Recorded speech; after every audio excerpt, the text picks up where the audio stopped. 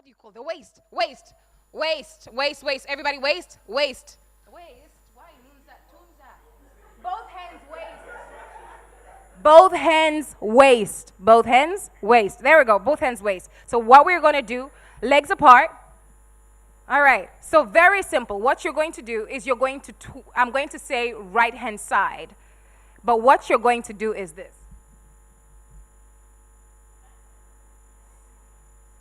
So you're not moving your waist. We're not moving our waist, all right? So 1, 2, 3, right hand side, left hand side, right hand up, left hand up, both hands waist. Simple, right?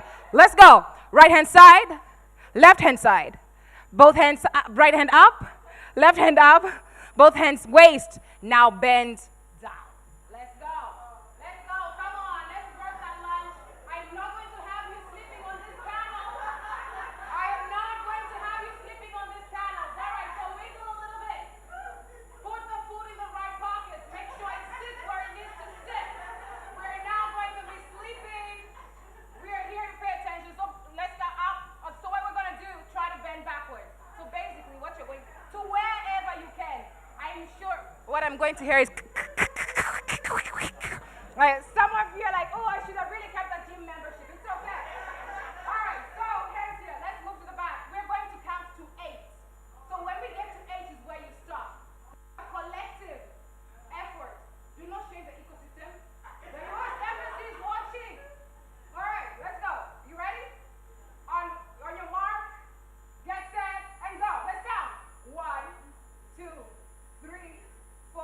Let's go. 5, 6, 7, 8. All right, take your seats.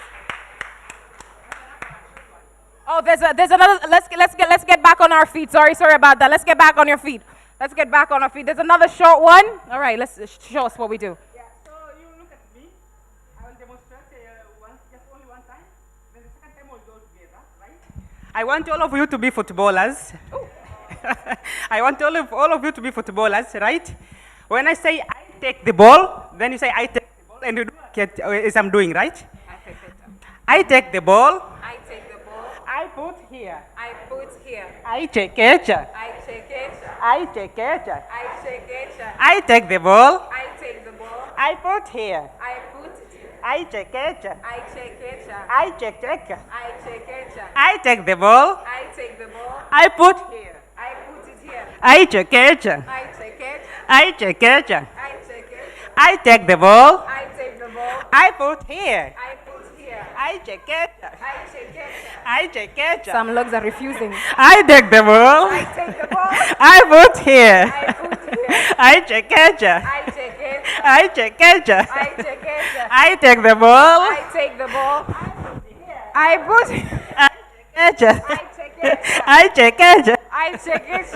All right, a hand of applause to her. Wonderful. Take your seats, please. The ball has been chequechwad. Right? I've heard some.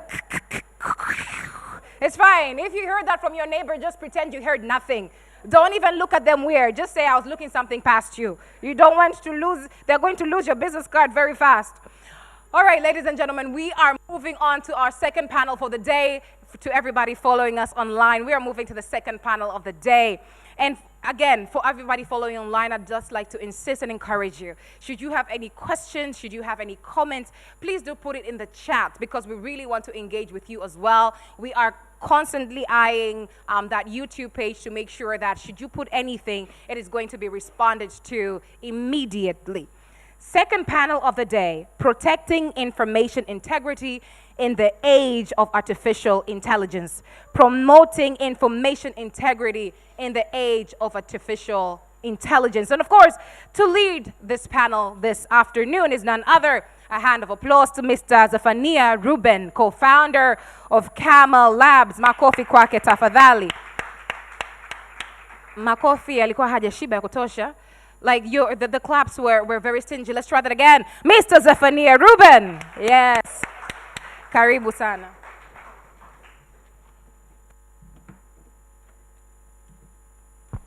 Yeah, so it looks like makofi amechekechwa here. Yeah. Thank you so much for this nice opportunity. Yeah. So, since everyone had an access to generating content, and that might be video, audio, or text, like everyone now has a power to do whatever with that content. And from that advancement, we are facing some few ethical challenges. And those ethical challenges range from deepfakes to AI-generated either misinformation or disinformation. And in the world where currently seeing or hearing is no longer believing, it is becoming very important to talk about how we can protect information integrity in this age. And since the launch of ChatGPT in November 2022, we have seen how AI is capable of automating very simple tasks to very complex ones. And we are here to talk about how we can maintain the integrity of data where everyone has access to tools that he or she might use to generate whatever he or she wants. My name is Zephania Ruben. I'm a co-founder of Chemolabs and Log AI, but also I'm a machine learning or machine intelligence specialist. And in our panel today, I'm joined with very brilliant minds here. So I'm going to call them, welcome Desmond Mush. He's a public, thank you so much. Yeah, thank you so much. He's a public police officer at Meta, and we are very humbled to have you here. Next one, I'm going to call Lilian Madeje. Welcome. Yeah, she is a founder of Niajili Platform, and thank you for joining us here. Also, we have Mwinula Kingamkono, and he is a founder of Tunza Fintech, but also a CEO of Tunza. Welcome, brother. And lastly, we have our beautiful lady, Esther Mengi. Welcome. Thank you so much. Yeah, so Esther is a founder of Serensky Africa. Thank you so much. So you're welcome, and we are all happy to have here to have this conversation and see how the current advancement of technology is going either to impact or to be on the advantageous side in protecting information integrity. So I welcome every one of you to introduce, tell us what you do and how what you're doing aligns with our topic today. Welcome. So Desmond, you can start and then we come this way. Yeah. Hi and good afternoon. As introduced, I'm Desmond Mushi. I'm a public policy manager at Meta, and Meta is a company that was formerly known as Facebook, and so it's the company that owns Facebook, WhatsApp, Messenger, Instagram, as well as Threads. And my role as a public policy manager is really to interface between the company and our stakeholders, such as yourselves here on the ground. We cover Eastern Horn of Africa region, so that's East African countries as you know them, but for countries like Burundi, we don't cover Burundi, as well as countries like Ethiopia, Somalia is within EAC, Eritrea, and Comoros. Beyond that, I lead our work at public policy in Africa, Middle East, and Turkey on fraud and scam. So the remarks by His Excellency the Minister were quite pertinent for me. Regarding the discussion today, I think I'll do three things. One, just to share, I think we had an earlier discussion on the trajectory that technology has taken over time. I want to think about it from a different lens. The first is just the devices that we have. I think in the past, in the 1950s, when you wanted to interact with a computer, you had to go into, it was called mainframe computing. You had to go to a space where you interacted with it. I think 20 years later, we had, computers that were desktops. So you still had to go to a place to interact with a computer. I think in the early 1990s, so 1995, we had portable computers, so laptops. But that's not everywhere in the world. I think mostly for the advanced economies. So we had laptops. And in mid-2000s, we moved from laptops to phones. And so we've moved from a space where you had to go to a place to interact with technology to a place where you can move. So, technology has become mobile. When you think about content and consumption of content from that particular matter, for that particular matter, in the past, it was almost like a one-to-many experience. We went to a place where maybe it was Wikipedia, and Wikipedia, we all were reading the same thing. Now, in the age of social media, we all can interact. You are as much as content creator as you are a consumer. You can interact with whatever I'm sharing almost in real time. Not just the kind of content, or not just how we interact with content. So now everyone is a content creator. Like we were saying, everyone is a media house. There's some personalities in Tanzania that are probably more popular than the media houses they work for.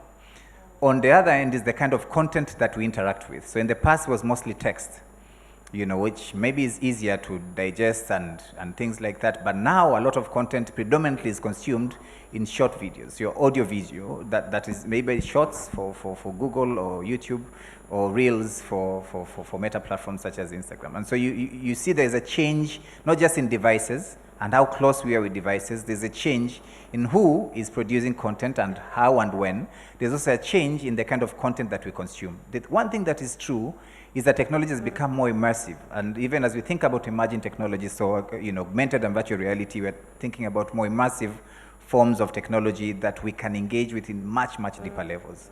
So I just wanted to make that context clear to show you, as I think Philip from Vodacom said, technology is here. We need to figure out how to take advantage of it, but at the same time reduce some of the harm that might come from it.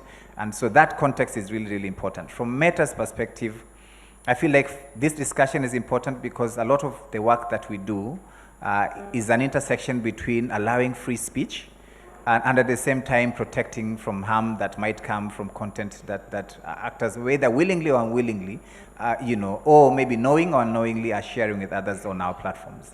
And so for that particular matter, maybe the one thing that I would say is that we are here for two reasons. One, to share our experiences and perspectives, but two, even more importantly, is to learn. And I'll say learning because I think one of the things that we're planning to do this year, and to the discussion or panel that we had earlier, is to figure out how can we better capacitate and improve the number of local fact checkers. So some of the insights and discussions that are ongoing here are actually important for us to ensure that we have a better understanding of the nuances and challenges in Tanzania and can better work with stakeholders in Tanzania to try and address them. Thank you. Thank you so much, Desmond. That was very insightful. Yeah, so let's use not less than 2 minutes to introduce ourselves and talk about what we are doing, but also how it aligns with what we are to discuss here. Welcome, Lillian. Okay, thank you so much. So at Niajiri platform, I think 8 years ago when we were starting, we were looking at providing a tool that will serve employers in making their recruitment much more easier. But what we've grown into right now is a 47,000 user database. We have about 7,000 or 8,000 who are active in a monthly, engaging with different activities. So anything from access to tools and resources, self-assessments, which essentially, as they're doing all of this engagement, is what now helps us in doing the smart hiring at the end of the day. So I guess my thing is garbage in equals to garbage out, right? When we're talking about AI, we're talking about, computers feeding it information so that it actually is able to do predictions, etc.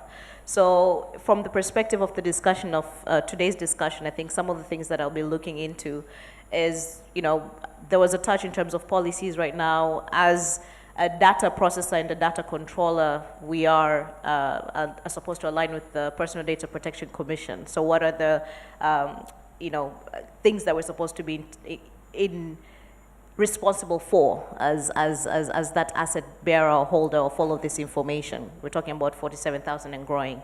But also much more important around that is, the different avenues of actually being able to be part of the bigger feeding of information. And we're talking about here, if you look at Africa, there is still so much that needs to happen in terms of feeding, whether it's AI, in terms of it's speaking back to us. That's why you have Siri, not necessarily saying Kariako, but like how we actually able to feed into that. So specifically in our space, which is workforce tech, how are we've been able to build a CV builder. We could have integrated with a CV builder that is available in India, but we were like, okay, we're going to actually make sure that our CVs, vijana wetu wa Kitanzania, tunajenga kwa sababu hii ni content ya Kitanzania na essentially Africa. So we'll basically be talking from that particular aspect, like the content that is generated and how are we actually protecting the users that are putting in the information.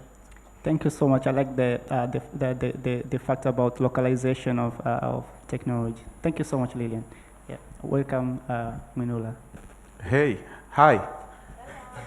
It rhymes with AI, that's why. I'm Ngamkono. I'm the founder and CEO at Tunza Fintech. And the reason I started Tunza is because I'm really interested in human habits, like why we do the things we do. And one of the things that we are trying to achieve with Tunza is to help everyday Africans improve their financial habits through technology. And therefore, AI plays a major role. We are testing some AI features already on Tunza right now. So I'm excited to be here and looking forward to speak and learn. Thank you so much. Thank you so much, Minula. Welcome, Esa. Hi, everyone. My name is Esther Mengi. I'm the founder and CEO of Cybersecurity Africa. Cybersecurity Africa is a cybersecurity company that has been around for over a decade. So I'm pretty excited to be here because now in the era of AI, everybody is concerned about their security. Yeah, everybody's like, okay, are we safe? Is it going to take away our jobs? So people are like, oh, Esther, what does it mean? Are we really safe? Before when we started, and I would tell people, oh, we do cybersecurity. Oh no, this one is dreaming. We don't even use it here in our local context. So I am more than honored to be in front of you with all the knowledgeable panelists and engage with you on matters of AI and AI safety, as well as data integrity. Thank you so much. Thank you. Thank you so much. Yeah, so I think it's very exciting seeing like from Desmond, Lillian, Minula, and Esther, you're all like building stuffs which are aligning with specifically some key components of artificial intelligence. So I just want us to talk a bit about how AI is impacting information integrity, specifically in our country, and how can we safeguard our information. And I believe by asking that question, every one of us, like at some point, we are either interacting with either customer information or anything related to that, but I just want us to share insight on that, like how AI is impacting information integrity in our country, and what can we do to safeguard that. Thank you. So anyone can start, actually? Yeah. Yeah, you can start.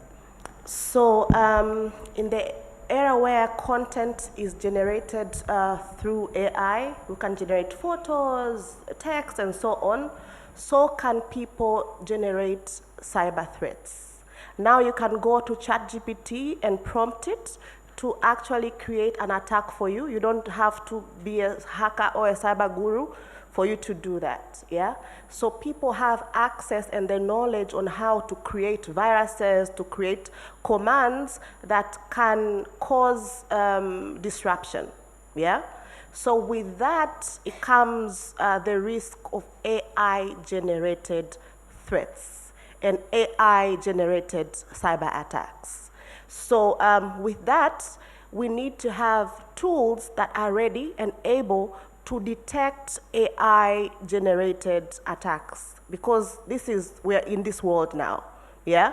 So what we have done in that space is, with our company, Cybersecurity Africa, we have a tool called Askari. Askari is an AI-enabled threat intelligence platform that helps to detect threats and stop them.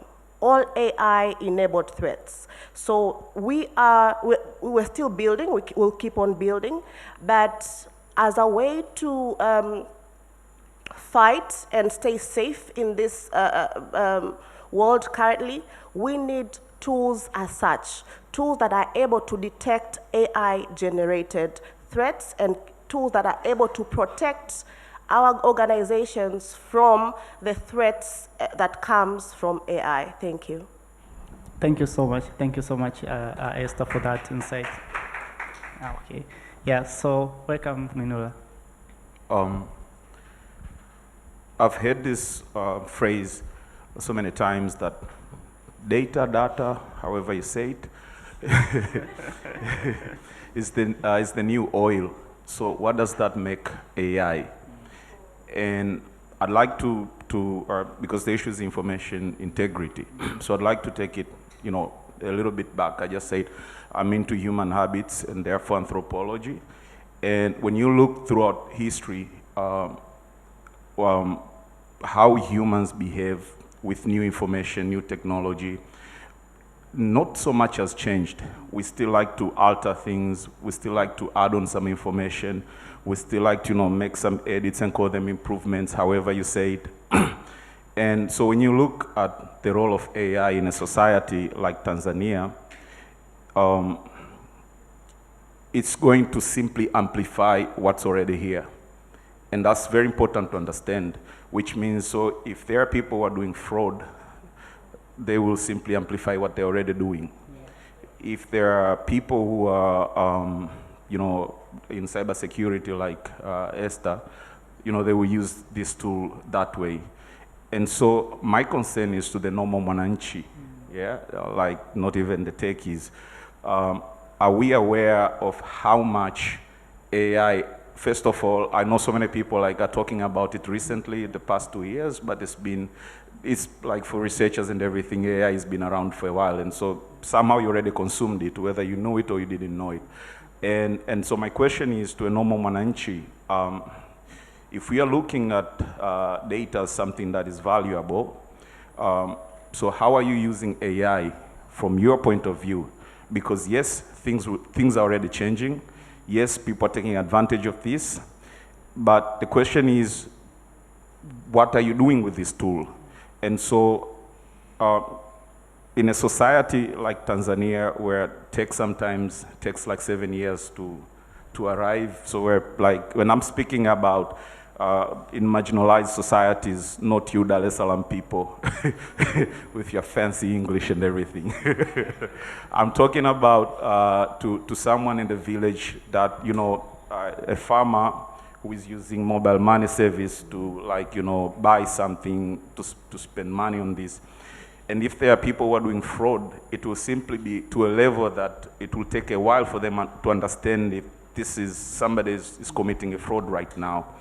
And so my call is, again, back to history and societies, is just to be vigilant. Like you just have to step forward and take advantage of this. Yes, we have access to internet, but for me, more dialogue. Like for a normal mwananchi, speak to them about AI, in a sense that they understand that this is already changing how I live. This is already changing my future job opportunities.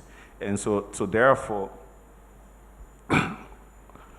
how do you protect a mwananchi in this time? And this is not going to go back. It's going to be farther and farther. We have seen in the past year how much development has been there, from AI not being able to figure hands to now making videos and all these kind of things. So how do we get this type of knowledge back to a mwananchi so that they understand that this is already changing everything? So yeah.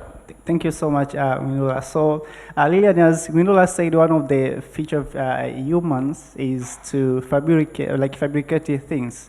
And so what should we do, like, to protect information integrity in our context? Yeah.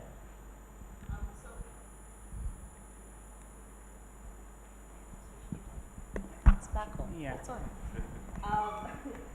So I think taking it off in terms of what should we do, I would just like to pick it up. What Winula has pointed out is the reality. There is, I think Asha did note that there is, and also Brian, there is penetration, but then when you talk about internet, and then there comes the usage. So from the perspective of Nigerian, I'd just like to talk about the data from what we're seeing. We're having youth, because more than 80% of our users are actually graduated within the last 5 years. We're a very basic platform, but somebody will be uploading something while there is very clear information that it should be a kilobyte, X kilobyte, and somebody's uploading something that is like gigabytes, etc. Someone is not able to figure out their password. They've done their password and now they're doing the forget password, but they'll give you a call and you have to do those basic things. When it comes to doing skills assessment and you're doing an aptitude assessment, and you have to give them a step hand holding. And why am I talking about that? Because we will talk about AI, and that is the reality, and we need to talk about AI because we need to make sure that we are actually, coming back, we are taking part actively in making sure that there is our voices there, not just as Tanzanians, but also as Africans. But there is a stark reality that the normal mwananchi, we have to break down what AI is. And so for what we're doing at Nigeria is starting to look at how do we look for partners, and this is a call for collaboration. Partners who are doing AI for current workforce, AI for future workforce, because we need to make sure that our youth who are entering into the marketplace are able to actually deliver based on what is needed in the marketplace. And then also being able to demystify what is AI. And we've started doing things like that because simply, so some of the courses that we're running right now in some of the universities is when we're talking about AI for CV Builder, like teaching them the different tools, but how to use them accordingly in making your CV, and making your CV, so that you don't have to do it every time, but putting in the job description for this particular thing so that you can actually make your CV much more easier. So like starting to demystify what is AI, how can you actually apply AI to your normal day-to-day activities, and you're starting to see people actually using some of this. There's a group that I'm in, and they've created this AI song. But they fed it in some information and it created this whole nice, interesting song. So like, how do we demystify to actually use these tools on a day-to-day? But there is a need to actually also educate. That is the reality. Thank you so much, Lillian. Welcome, Desmos.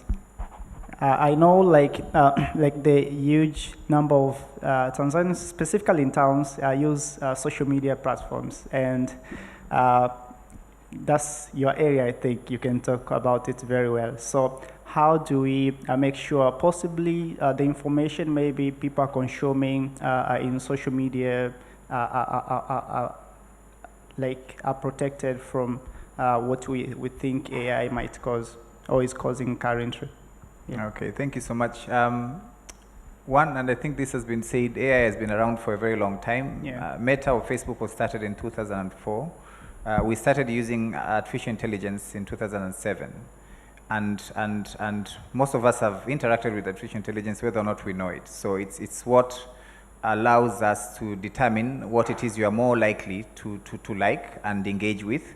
It allows us to rank, so contents you see from your friends, suggest friends that would be people that you want to engage with. It's what allowed an Olympic medalist to find her coach, I think from the Caribbeans. We use it also on content moderation. So one of the things that most of us probably, we are concerned about AI, and there's very good reasons to be. But one of the things that you probably might not know is that there's a lot of bad content that is filtered before it comes to people's eye through algorithms, through AI. A good example is that I think there's been an improvement in how we can detect and remove hate speech on our platforms by almost over 50%. And so now we are around 0.02%. So for every 1,000 contents that are out there, only 2 hate speech. And we are able to get to that level because of algorithms, because of the data that we have, training the algorithms to be able to detect and remove. So that's one side. So AI is really, really good for content moderation. I think the other side that is a very, very important discussion is because this technology is quite new in some parts of the world, in most parts of the world, to be quite honest, there's very, very good reasons to be concerned about it. There's bad actors that are using algorithms, and I think examples have been given, to share either content that is aimed at defrauding others, or hate speech, or videos or audio visuals that are aimed at almost manipulating a community. And so that is a concern. What we are doing from Meta's perspective, I'll share two things. What we are doing from Meta's perspective and what I think would be great for us to do as an ecosystem in Tanzania. From Meta's perspective, the most important thing that we think can be done is watermarking. So it's being able to tell you that this content has been developed through the use of algorithms, so through the use of AI. So if now you are to use Meta AI, and I currently use it, and you are to, get an image, I've done it even on my WhatsApp channel, an image of a cow, a very beautiful cow, and share it, it will come with a watermark that says this has been generated through AI. So that is one area. So it's watermarking, it's sharing that this content has been developed through this means. The issue we are having is because there's a lot of people that have open sourced their technologies, and we believe that's the right path to take all over the world, that aren't necessarily using the same mechanism to either watermark or watermarking consistently. So some people might do it, others are not doing it, and so what we're doing as a tech community is to almost come up with an agreed, consistent guideline on how to watermark. How you innovate, how you watermark, so that then others can be able to tell you that this content, whether it's a YouTube thing that is on WhatsApp, or something that was developed by Meta AI that is on another platform, so that can be consistent. What I think we need to get to a level of doing, and I'll say this because I think from our research we've learned that in Tanzania, there's demarcations between urban settings and more rural or peri-urban areas in the trust that people have on social media platforms. So there's a lot more trust in peri-urban areas than probably in urban areas, but also in the trust that people have on mass media versus social media. And so I see an opportunity, for example, from Jacqueline, who was here, seated right here on the first panel, you're working from Bear Highlands FM, to work with us to even educate the public about responsible use of social media platforms. I think the one thing that we often misunderstand is the intention with which I share what it is that I see. If I'm sharing something with Zephaniah, sometimes it's because I want him to be aware, but I might be misinforming. So the intention is not always to be harmful.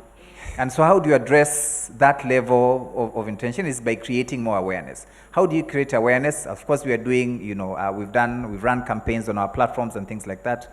But to complement that, and especially for the Tanzanian society, and in my opinion, in peri-urban and in rural setups, we really need to work very closely with mass media, which is a platform and framework that is also more contextual. So more regional or subnational mass medias that are more trusted in those areas, I think would go a long way to allow people to understand the opportunities, to understand what is AI-generated content, what could be harmful and how, and things like that. So AI has been around for a while. It's very, very useful in content moderation, so much so that most people realize. I think and for us, from Meta's perspective, we take down content that should be taken down irrespective of how that content was generated. So if it's hate speech generated through algorithms, it will be taken down. So we enforce on the impact of the content, not the mechanism through which that content was generated or who was shared it.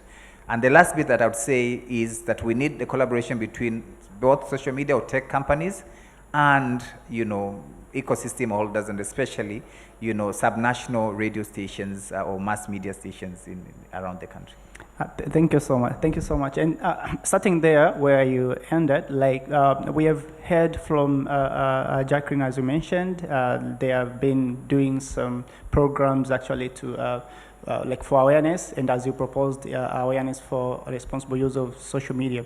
But we have heard also from Brian, as he was sharing about how people in rural areas specifically are using either social media or where do they consume the most. So my question here is, but also we heard from Asha about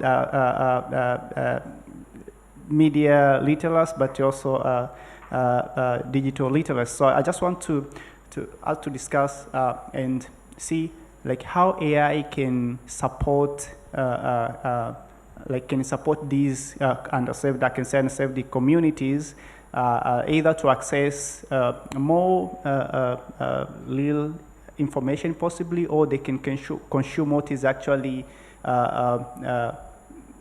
either someone from the source is consuming. Like how can we ensure they are consuming what is real content, I guess say. Okay. Yeah. I think a very, very good question. I feel like for media houses, oftentimes they are both, depending on the context, victims and perpetrators. And sometimes, knowingly or unknowingly. And that's a very difficult place to be.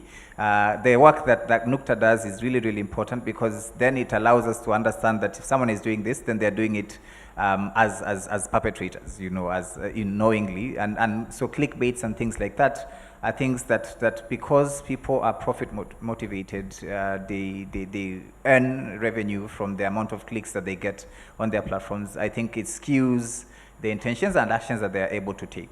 I'm more concerned, frankly, on those that do it without knowledge and the impact that it has on various communities. So something like misinformation could be benign. So if, for example, I gave an example, this example in Arusha yesterday, if you say Desmond is not in Dar es Salaam today, that is misinformation, because I'm clearly in Dar es Salaam. But is it harmful? I am not sure. But there is some kind of misinformation that can be harmful. In Tanzania, for example, in regions like Morogoro, if you say, a certain number of cattle have invaded a particular farmer's area and eaten all the crops, that is, if it's misinforming, it could be harmful, because lives could be lost. And so we demarcate between the two, and the likelihood that something like that will be shared and addressed. So for me, I would prioritize misinformation that could potentially be harmful as things that we have to address. Not that other misinformation is not, but as a priority, that is something that ought to be prioritized. What needs to be done, I think the work that NUCTA is doing is really, really important. The work that Media Convergence is doing is really, really important for us, I think, and we've partnered with Media Convergence in the past, especially working with CSOs and NGOs, but we think we need to broaden that scope. In the coming year, so 2025, because we're going into election, we'll do two things. The first is we'll have a setup, especially around first quarter, so around February, to just sit with stakeholders, and these are from CSOs to media houses to government and others, to understand the landscape. What is the situation like in Tanzania, both from a platform integrity perspective, so issues around hate speech, violence and incitement, bullying and harassment, especially for women public figures and things like that. Who's the perpetrator, who's the victim, what medium are they using, what platform is it prevalent in, and what needs to be done. Then we'll go back internally as Meta to try and dissect that information and develop programs or platforms or product interventions to address those issues. So we'll come and report around June that these are some of the ways in which we've improved on our products. So now, for example, I'll give you an example. Tanzania once complained, especially CSOs, that there's a lot of bullying and harassment for public figure beyond their roles. So you can question someone's capability. So if you are a minister of ICT, if we don't think the backbone charges are fair, we can question that. But there's questions around someone's sexual capabilities, their families, immediate and things like that. Those who are beyond what the intention of allowing public figures to be questioned about. And so we reviewed that policy, and now there's greater protection for public figures than used to be before. And this started from Tanzania. So sometimes when you say Meta is somewhere in MPK, you need to remember that there's a lot of policy guidelines that guide what stays or doesn't stay on our platforms that can be initiated here. And so this particular policy, especially the amendment on bullying and harassment, started from Tanzania. So for me, the point that I think is important is, for us, it's learning, continue to learn. I think creating moments where we pause as an ecosystem, we dissect what it is that we are learning, then we come back and say as a platform. And I think for this to be great, my suggestion is that when you do this, we should do it with other tech players as well. So whether it's Google and slash YouTube, whether it's X or BitByte and others, so that we can actually have. Because I think the challenge that we are getting now, especially with misinformation, is the multi-platform risk. So something starting from, say, YouTube and now being shared on WhatsApp. And so addressing that becomes something that only an ecosystem can do, not one player. I think there's a very good example on fraud and scam from Vodacom. I think we've seen that, most of us have seen or interacted with that voice note on WhatsApp. But it's something that touches on M-Pesa. So Vodacom alone can't do it. They need to also work with Meta. So the thing that I want us to understand is that for us to understand these issues as an ecosystem, but also to develop mechanisms to address them as an ecosystem, as opposed to, single platforms, independently. Thank you so much, Desmond. Thank you so much. So this one goes to Winula.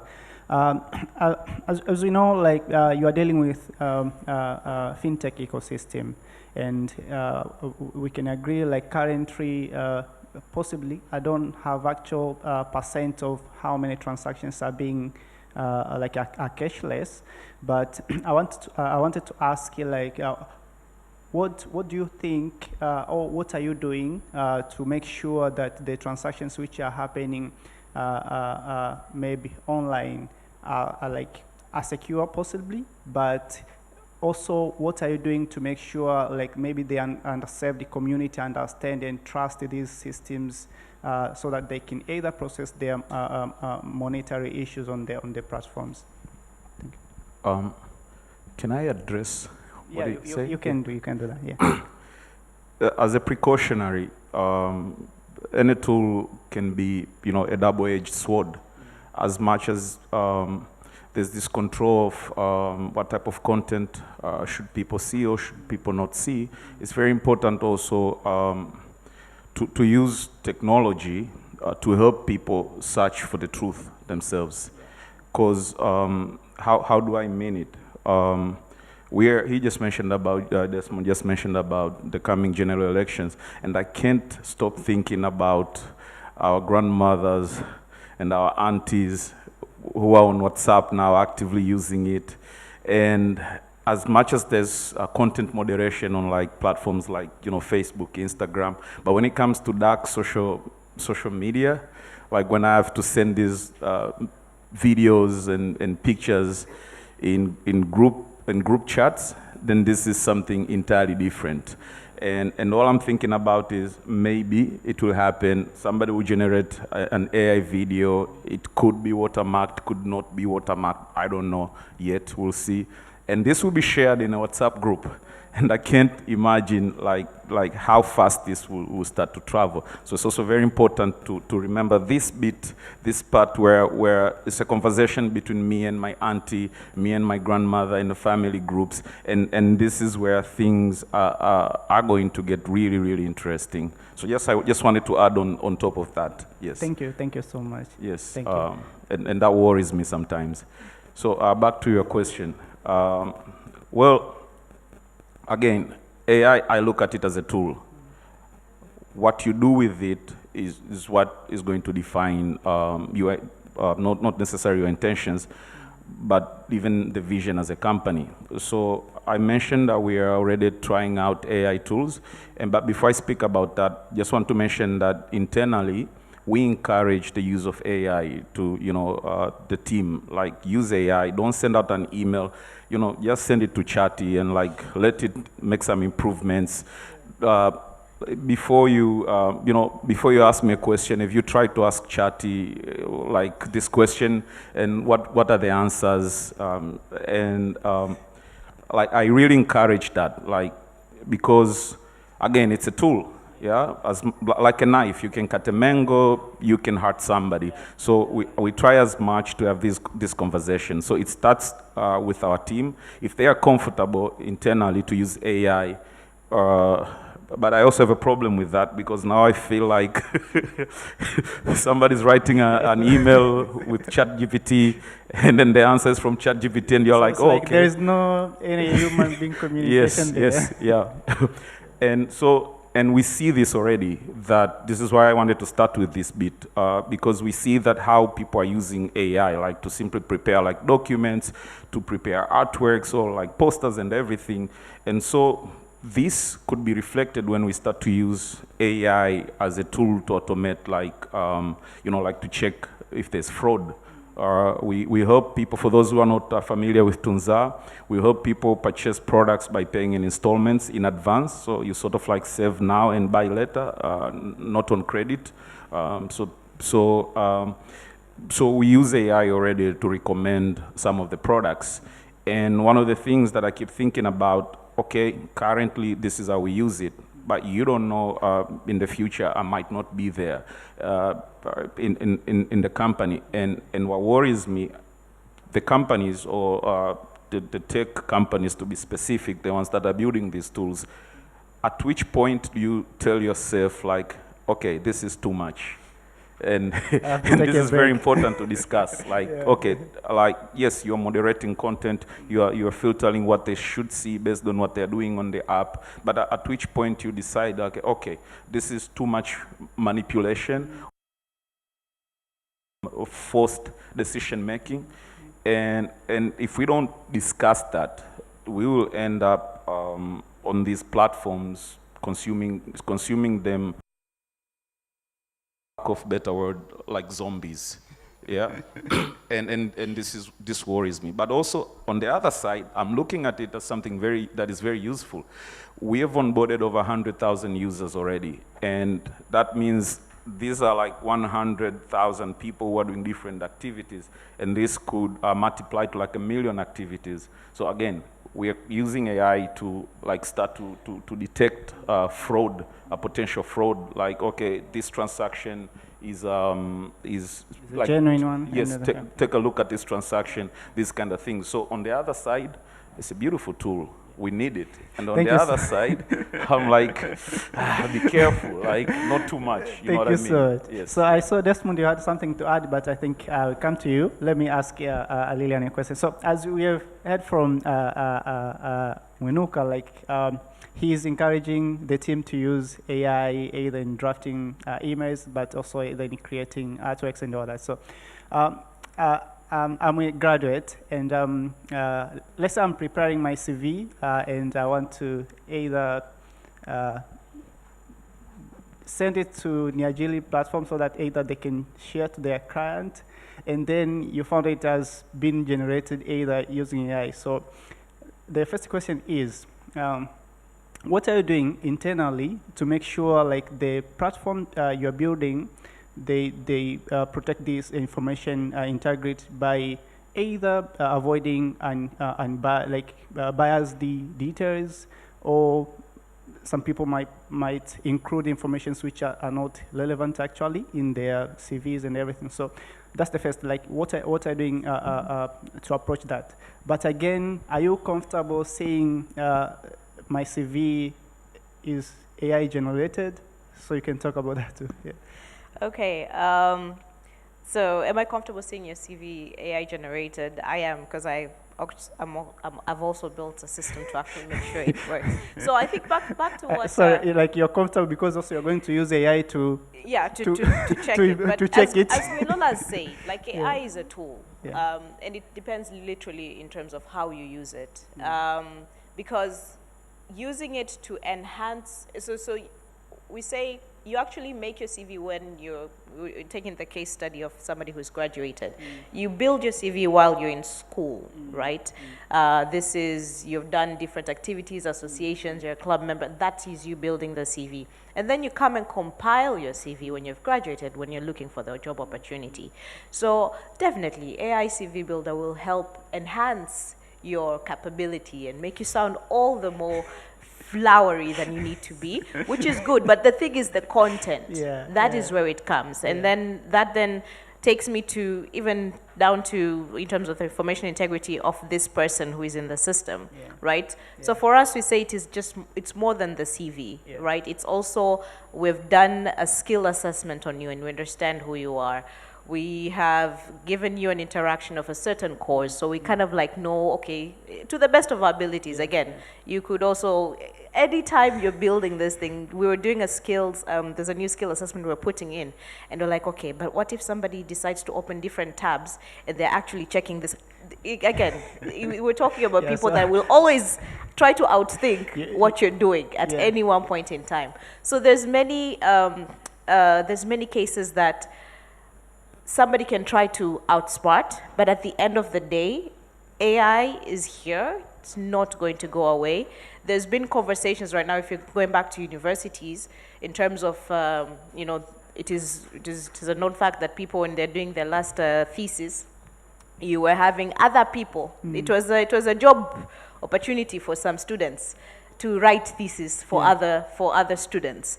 But right now, Chatty, it's called Chatty. Chatty right now is doing really well because he has started a new job opportunity whereby he's writing all of these theses. But now the universities have to go the next step of having AI-checked thesis generated, because that is the reality. AI is meant to help you enhance. Even when you're making your presentation, I don't know to lie, I will ask AI, I am going to a panel, this is what is happening. But I will also add my own experiences, and I'll take those pointers. So, and that is where, what are some of the jobs that are coming? You being able to prompt the right questions. These are the skill sets that we need to start teaching and understanding. Because again, we cannot run away from this thing. You remember Y2K? You remember the Y2K? We thought we were going to die. It was, like 0, everything is going down. So we cannot run away from it. It is here to stay. It is about how do we actually empower each other? How do we actually demystify? Again, the thing is, I'm talking about demystifying. How do we make it relevant to the normal person, normal mwananchi? Kwamba hii AI asione kwamba ni kitu kile kinakuja, yani kwa sababu guys, wala ambao mna miaka ya kutosha, Y2K mnakumbukaga. Yani watu tulikuwa nadhani kila kitu kinaisha. Alafu nikiangalia hivi ninavyosema Y2K na watu mtu ambaye anaelewa ni nini, but it's fine. It was the time when we were 000 ile 2000 tulidhani kila kitu inaisha. But yeah, so like anything that comes in terms of technology, it is about how do we prepare the community, how do we prepare the society to take on these technologies, and we cannot run away from them. And this is where our upcoming skills and being able to, like, you cannot close. If we close ourselves, you cannot be an island in this day and age. You need to open yourselves, but you need to give them the right tools and resources to understand how to use these tools. Thank you so much. Thank you so much. Yeah, so as what Lillian shared, it's very difficult or nearly impossible to stop what is happening. Like, we can't stop technology. So can you share a bit of what is happening, or what are the challenges currently either companies or organizations are facing in the evolving context of cybersecurity, either like cyber threats, like they are becoming more complex and AI enhanced this. So what are the challenges are they facing, and possibly what they can do, what can they do to overcome them? Thank you. I had like something was itching on my throat. Yeah. Okay. I wanted to comment when Lillian was talking. Yeah. So I'm just going to comment on Lillian's topic, and I'm going to go to the serious stuff, because the serious stuff is usually very, very boring. So I was talking to someone the other day, and they're saying, in future, there are going to be two kinds of people: those who are good with AI and those who are not good with AI. So you have to pick a side, yeah? So for me, I feel like if I can prompt Chatty to summarize something for me that could have taken me a month or two to get the knowledge, why not, yeah? So I don't have to read like a book or 3 books for I don't know how many days or months. I can get the knowledge that I needed in real time, and then use that information to make a decision. How awesome is that? Yeah. So with time, as we go on, there have to be like two people, basically. It's either you use AI or you don't. And those who use AI are going to be quicker, faster, more analytical compared to those who don't. So we shouldn't shy away from it. We should embrace it and make sure that we go with how the world goes. As long as it's beneficial and not harming anyone, well, why not? So I remember the other day we were creating a system at the office. So I was telling the developers, I should do this and that and that. So usually I tell them, and then they go and prepare like a prototype and bring to me. So the other day I just prompted Chatty. So I created the source code, like the views, like this is how I want to look like. And inside, this is how the folders should look like. So I saw them looking at me funny, like, okay, now you're doing our jobs for us. But that's how it has gotten us to, where it has gotten us to. So back to the question, yeah, the serious part. So how do we use, how is cybersecurity now in the modern AI era? What are the challenges that organizations face? One of the biggest challenges is awareness, cybersecurity awareness. Yeah, people are not aware of what it means, what cybersecurity means, and then undervalue its importance until they get attacked, and then they say, okay, how do we recover from this one? Yeah, so it's usually not an active, a proactive thing. It's usually reactive. So when you're thinking of, you know, with cybersecurity or cyber attacks, someone can be in Japan and attack an organization that is in Tanzania. Yeah, you don't have to be in the same geographical area. So we are seeing more of attacks happening in the world because of AI. And then if I look at our organizations here, I'm like, we're not really prepared, because we did some incident response. I won't mention the client's name because it's confidential, but it's one of the big companies here in Tanzania. So when we went there, they had ransomware attack. So what is a ransomware attack? Is where the attackers shut down your system and demand you pay ransom, like you pay some money, like in Bitcoins, and then they open the systems for you. So that organization, all their files were encrypted, and the attacker wanted some money.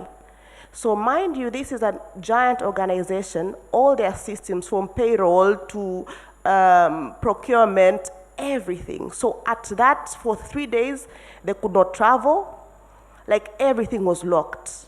And I would think to myself, okay, this is a big organization. How did this happen? Okay, it could happen, but they were not prepared. So the first thing I asked them was, okay, this has happened. It's fine. We could erase everything. Do you have backup? Like, no, we do not have backup.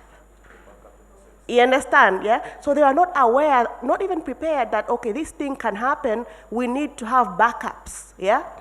So I'm like, okay, and then you go to other departments, they're like, yeah, we had a backup, but the backup was inside that server that was, you know, backing up in the same place. I was like, oh, wow. So there's lack of security awareness, yeah?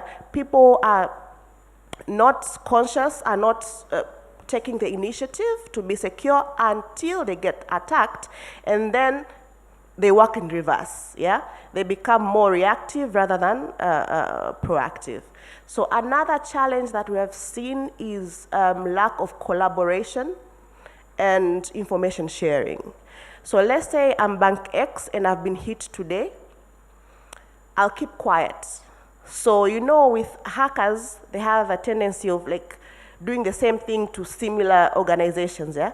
So Bank X get hit today, the same kind of attack. Bank Z gets hit tomorrow, the same kind of attack. Why? Because people do not share. People do not collaborate, people do not share information, so it becomes easier for such attacks to happen. So what needs to be done is they have to be a way where we can share that, you know what, with just the inner circle, because I know it could be tricky if I hear my bank was hit today and hacker took some money, I would probably remove my money from that bank, yeah? So I understand why, but they should be able to share with the inner circle so that to avoid the same kind of attack not to happen to isiendelee. Yani mtu aliyopigwa leo, mtu mwingine asipigwe tena, and then we are all protected. So another challenge, which will be the last, is people don't value cybersecurity investment. It's not a priority in most Tanzanian organizations. Why? I would understand, because most cybersecurity solutions are very expensive. We talk about Sophos, Darknet, and all these big names. They are like thousands, $100,000s of dollars. So normal mwananchi, you'll be thinking, I have my small business, why would I pay so much for security? So then there's lack of investment because of that. So as a solution for us as Cyrensic, we have come up with a tool that is similar to the big names, but cheaper for the marginalized communities, like the NGOs and the small business owners, whereby people can secure themselves at a very affordable price so that it becomes accessible to everybody. So I think I've answered your question. Yeah, thank you so much. Thank you so much. Yeah, so Desmond had something to add, I think, on what Aminora was saying. I don't know if you still remember it, but adding from what you're going to share, you have talked about how Meta is working on freedom of speech, but you also different techniques, I can say, or policies which are being deployed to ensure information is protected, such as watermarking. So I'm not sure if in most of the platforms they are currently watermarking the texty contents. So what do you think or believe are the either best policies that should be employed or deployed to protect information integrity, but also freedom of speech, specifically in the context of Tanzania, considering the fact that either we are going to a period of elections and stuff like that. So what do you think about that?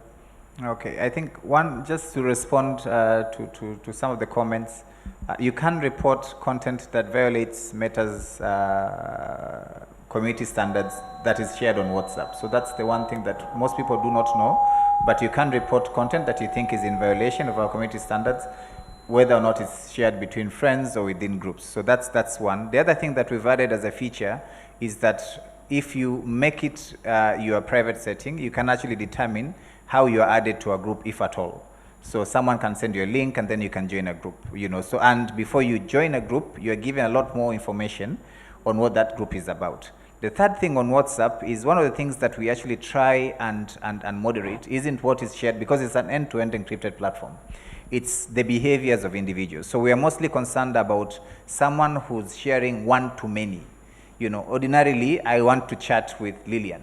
But if I'm sending the same thing to Lillian and to a few other 50 other groups, then it might be that I'm trying to tell people that crypto is the way to go. Click on this link and you'll become very rich. And that is probably fraud or scam. So it's the behavior that we tend, and especially the one-to-many kind of behavior that we tend to be most concerned about. On manipulation, it's a legitimate concern, and this used to be done, especially during election times. You might remember 2017, and it's something that we've grown up, we've done much better at. So, for example, during election times, and now actually at any particular moment in time, in any particular country, if you are running any social or political advertisements, two things have to be true. One, you need to be in that particular country's location where you want to run those ads in. So an outside the country run ads that are social or political in Tanzania. The second bit is that those ads are saved in a library for 7 years. So you will know who ran ads in Tanzania that are social or political in the past election.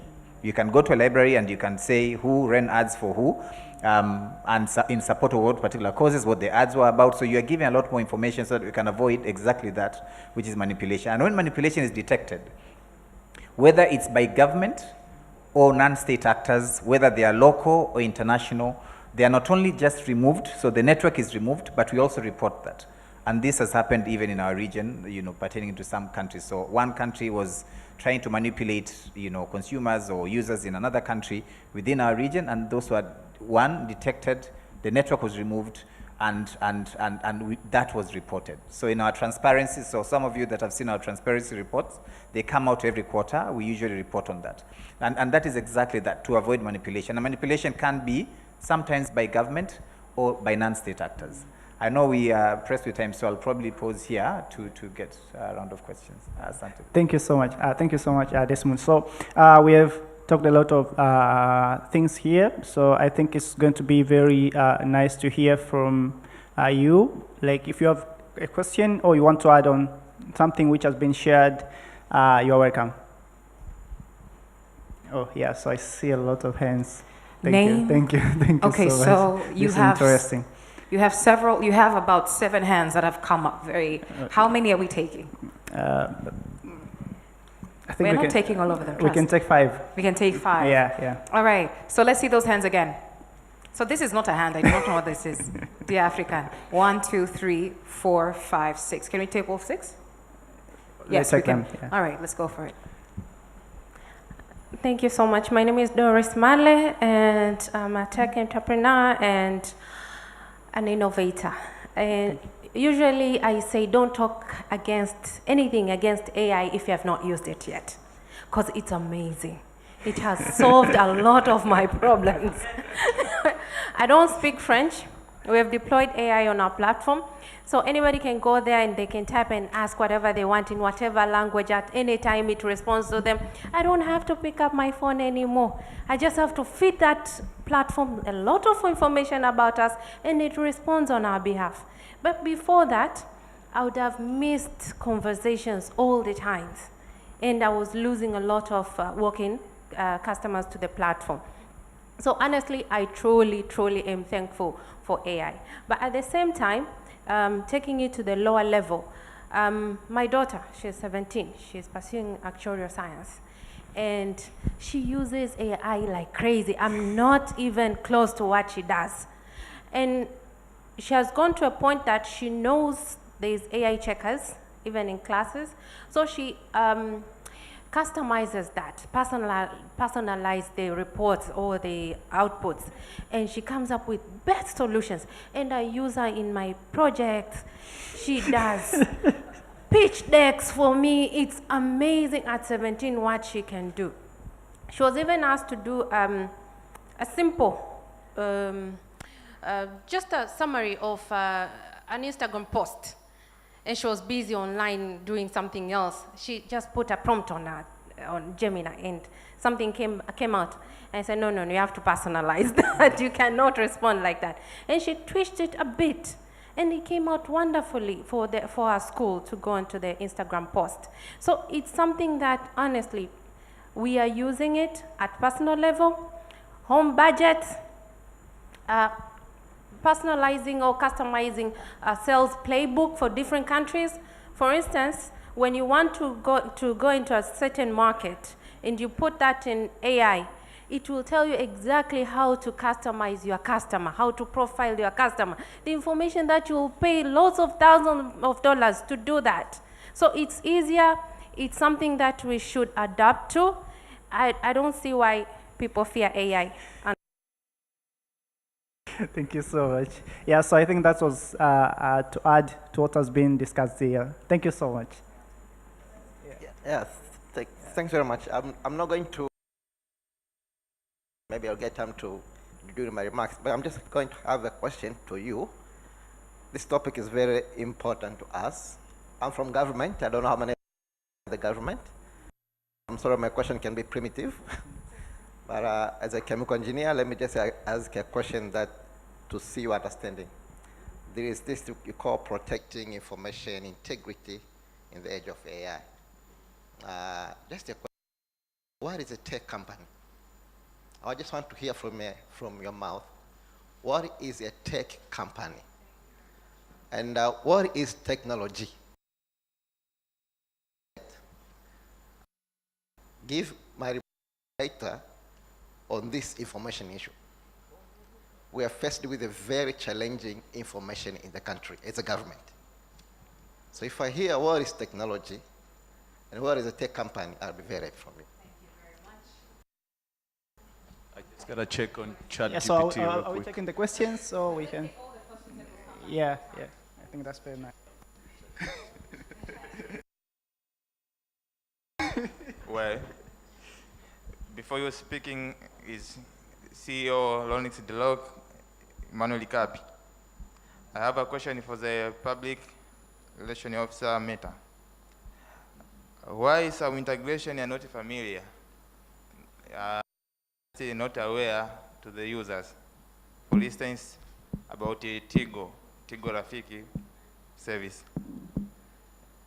And I can say in a simple way, I'm just a competitor from Meta company, owning a social network app. It's called Chatika.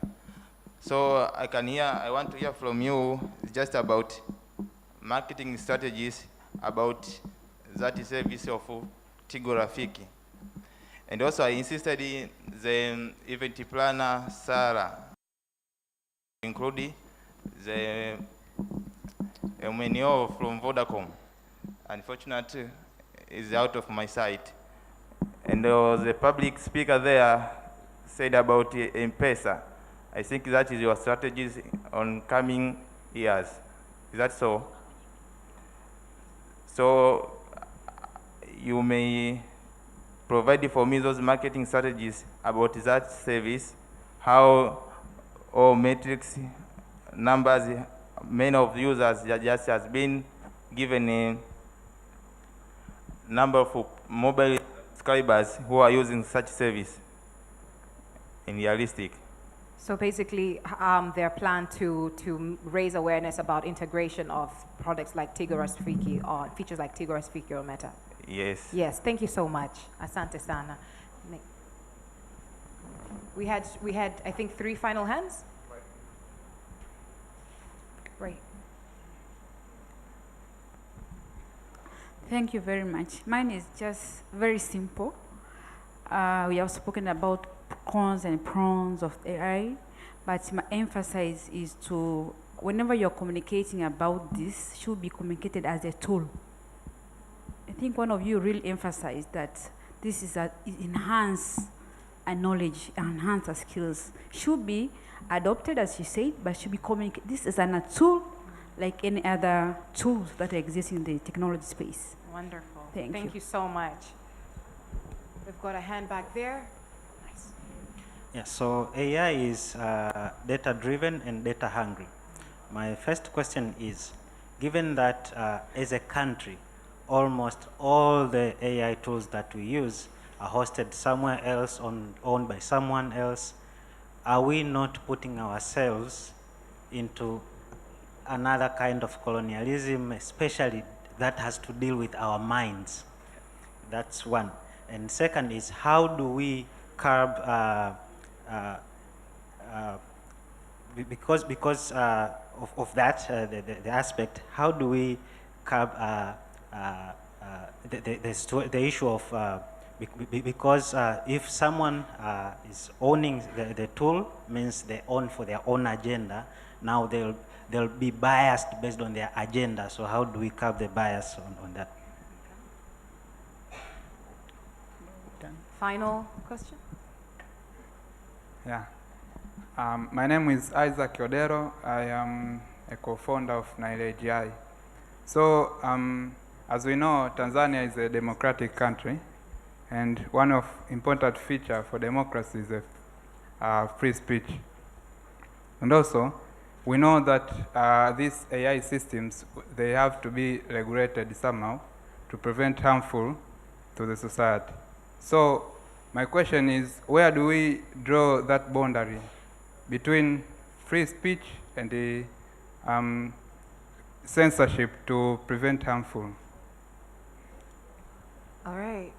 Thank you so much for the question. So I think we have these 2 questions, which I think, Desmond, you just respond to them. The first one is about the integration issues and others, but also this one about free speech and censorship. Where do we draw the line between them?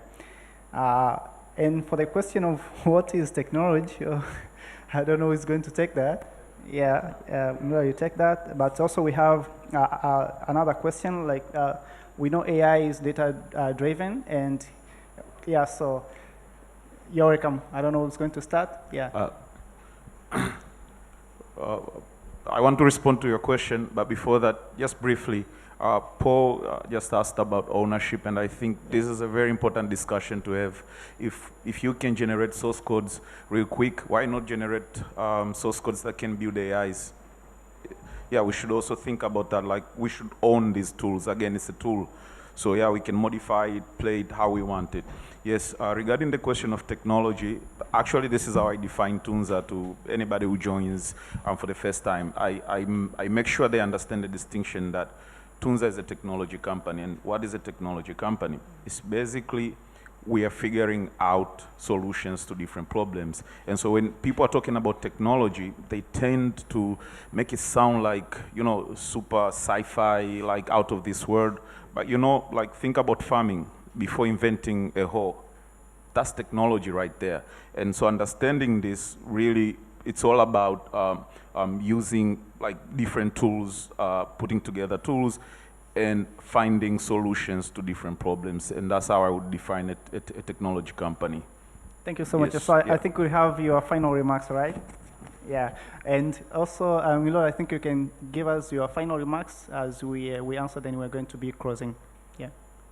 Final remarks are always scary because that's what you'll take home. What I wanted to say is that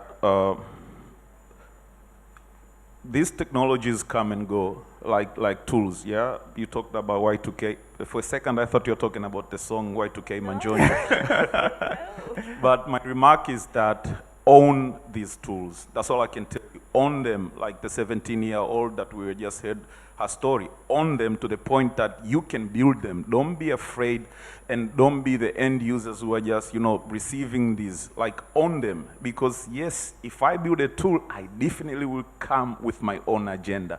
But ownership, like really truly owning these tools, will allow us, as Tanzanians, as whoever you define yourself, to be able to take control of how we use these tools. And I think that's more important than simply like, you know, like consuming only. So that will be my final remark. Thank you. Yeah. Thank you so much, Lilian, you're welcome. So I think in the spirit of owning tools, we work with Sarufi chatbot. We have built our own AI CV builder. As I said, we could have plugged into any one of those that we've paid, but we actually decided to build our own CV builder because, again, we are with the intention of being able to own the data. Yeah, and we'd like to have that ownership of data. yeah, Sarufi chat. That's Sarufi right there. We're using their chatbot. That is, and yeah, just there's so many tools that they're doing, but we're using their chatbot. So again, it's supposed to be a collaborative, and we're supposed to know what others are doing. I'm like going to look for you right now, Esther, with that, is that Askari? Askari, you know? yeah. So at the end of the day, we have to we have to start buying stuff, yani tujiongezee wenyewe, yani na nikija kwako nakuja kununua, sio kwamba nakuja for free, you know, at the end of the day. So those are the things, but we have to really own this data. We need to make sure that we go to the next level, na sio kana kwamba tunakopo consumers, but we also are creators, kwa sababu we have to build into this one. Jamani, AI ni machine learning, inahitaji data ni sisi, the right data. That's it. Thank you. That was nice. Thank you so much, Lilian. So let's go to Desmond, then we're going to finish with Esther. Okay, I think I'll start with the question on free speech and censorship. As I mentioned earlier, it really doesn't matter how the content was created. If it violates our policies, it will be removed. And so the event of AI doesn't necessarily change how we approach our integrity efforts. They remain the same. It's just that in addition to that, we will be watermarking content that has been generated through AI. The second question, I think there was a question around data colonialism or thereabouts and legitimate concerns. What I would say is that, and often even for the gentleman from government, is that we often are very quick to regulate because we perceive that the people that we want to regulate are Meta, not Sarufi. I actually want us to think of a regulatory environment that would allow Sarufi to become global, to go and expand to Middle East and other parts of the world. Think of regulation from that perspective and you'll land at a very different place. The other thing that I would say is that our models are open source. So we've taken away that investment cost for you so that then you can build on them. So that's to my friend, my competitor, that is building. As a Tanzanian, I wholeheartedly support your effort. Yeah. I want to see it grow, but I can't give trade secrets. You know, that would be in violation of my contract. But to answer your question, we do support, and we can support with the integration of your chatbot with Meta Platform. So that's something that we provide as support. We've provided it to different entities. You just have to be an entity. I think there's a question around tech company versus versus the technology, and I know my reading is that the inference is in how do you regulate. I actually think there is as much harm in regulating too soon as there is in regulating too late. So you need to figure out a sweet spot where it's a right time to actually try and regulate. And how you regulate, I think there's two schools of thoughts. I think one is industry standards. So you can bring tech players, Sarufi, Meta, JF and others, to come and develop standards as opposed to telling us what we can and cannot build. I think that idea of prescribing what can and cannot happen shouldn't be a path that Tanzania should take. And I think the last bit that I finish at, with, and that's from, I think, self-proclaimed AI mom. Really love what you had to say. I think the thing that we've spoken about here about education, I actually am of the opinion that if a child can succeed simply because they use AI and you think they should have failed, you need to also say that ethically. Then I think the issue is how we grade, how we test our education system. So our education system has to evolve, not necessarily that AI is to get it right, that this technology is here. It will help kids get things faster than they were able to do before, but that is not a bad thing. We have calculators, some of us 4 figures. We haven't gotten any dumber, to be quite honest, and so AI is, I hope, AI is the same. And the last bit I would say is inclusion, AI and inclusion. So she spoke about language, but there's a lot of communities that would have been left behind if we weren't for AI. Meta, we have a project called, AI for Good, but in addition to that is no language left behind. So over 200 languages globally have been translated through the use of artificial intelligence. So that's something that wouldn't have been possible before. So now you can travel to France and interact with an Uber driver because you have artificial intelligence. So this is a technology that's here. It allows us to include communities that weren't included before. It allows us to work much faster than we were able to before. It's affected greatly a number of sectors, including one that is really, really pertinent for Tanzania, tourism. And we really need to think about how to take advantage of it as we think about, how to reduce the harm that might come with it. Thank you so much, Desmond. So, Esther, welcome for your final remarks.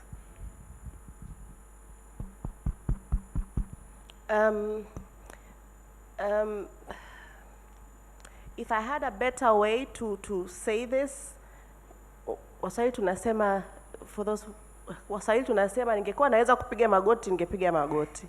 I would like to call for collaboration in the ecosystem.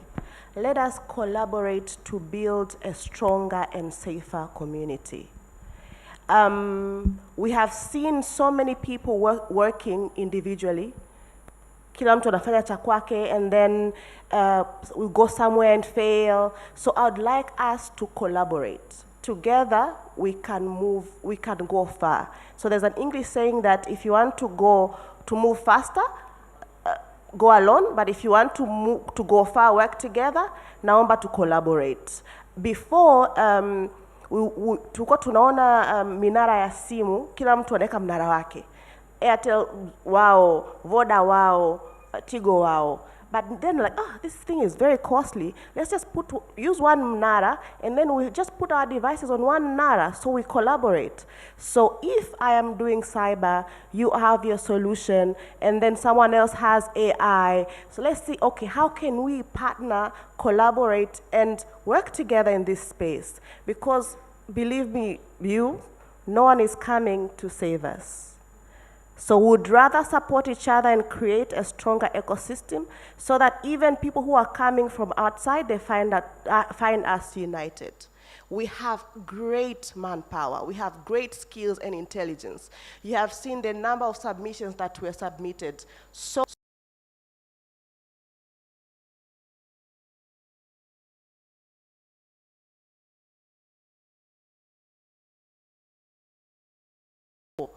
So if we collaborate, we can make really great things and then produce employment for the next generations, and then we're going to create.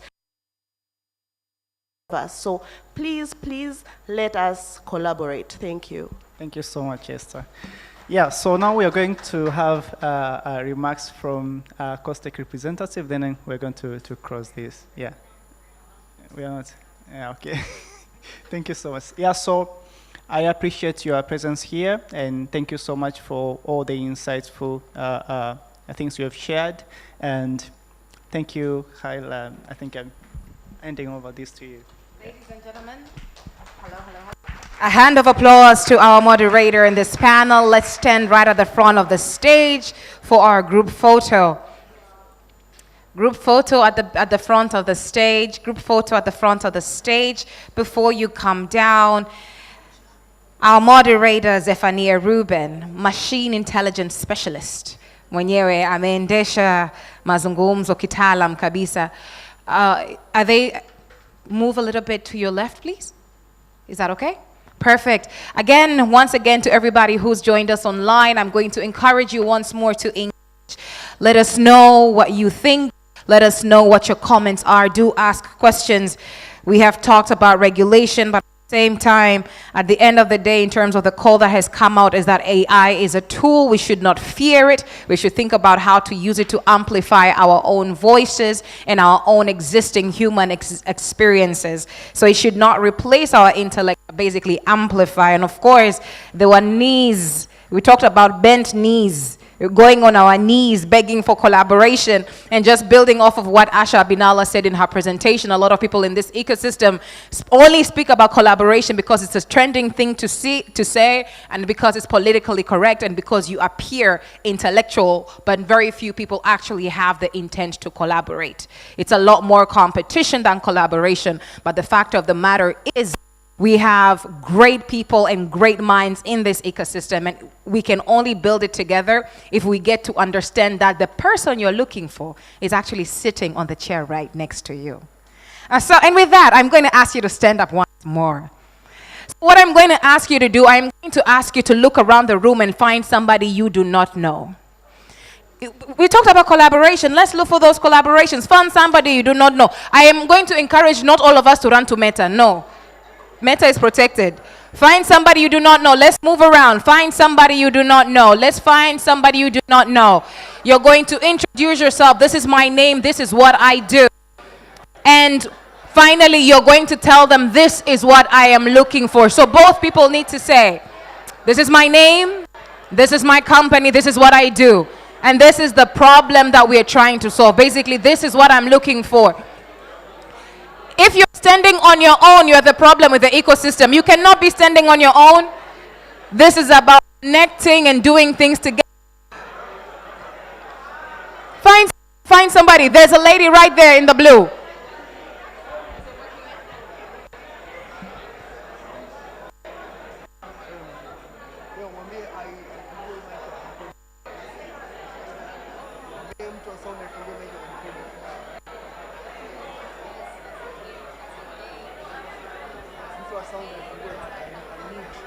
Yes, let's engage. This is my name. This is my company. This is what we do. And this is the problem that we are working on solving. And this is the... Usisimame mwenyewe. Ukiona kwamba umeshamaliza kuongea na mtu fulani, tafuta mwingine. Find somebody else. You might leave this place here today having left the person for you. You might leave this place. Your blessing lies in this room this afternoon at Delta Marriott. Find somebody else. The person you're looking for is in here. And you will only find them if you go and introduce yourself. There is no point in coming with 100 business cards in this room and leaving with 100 business cards.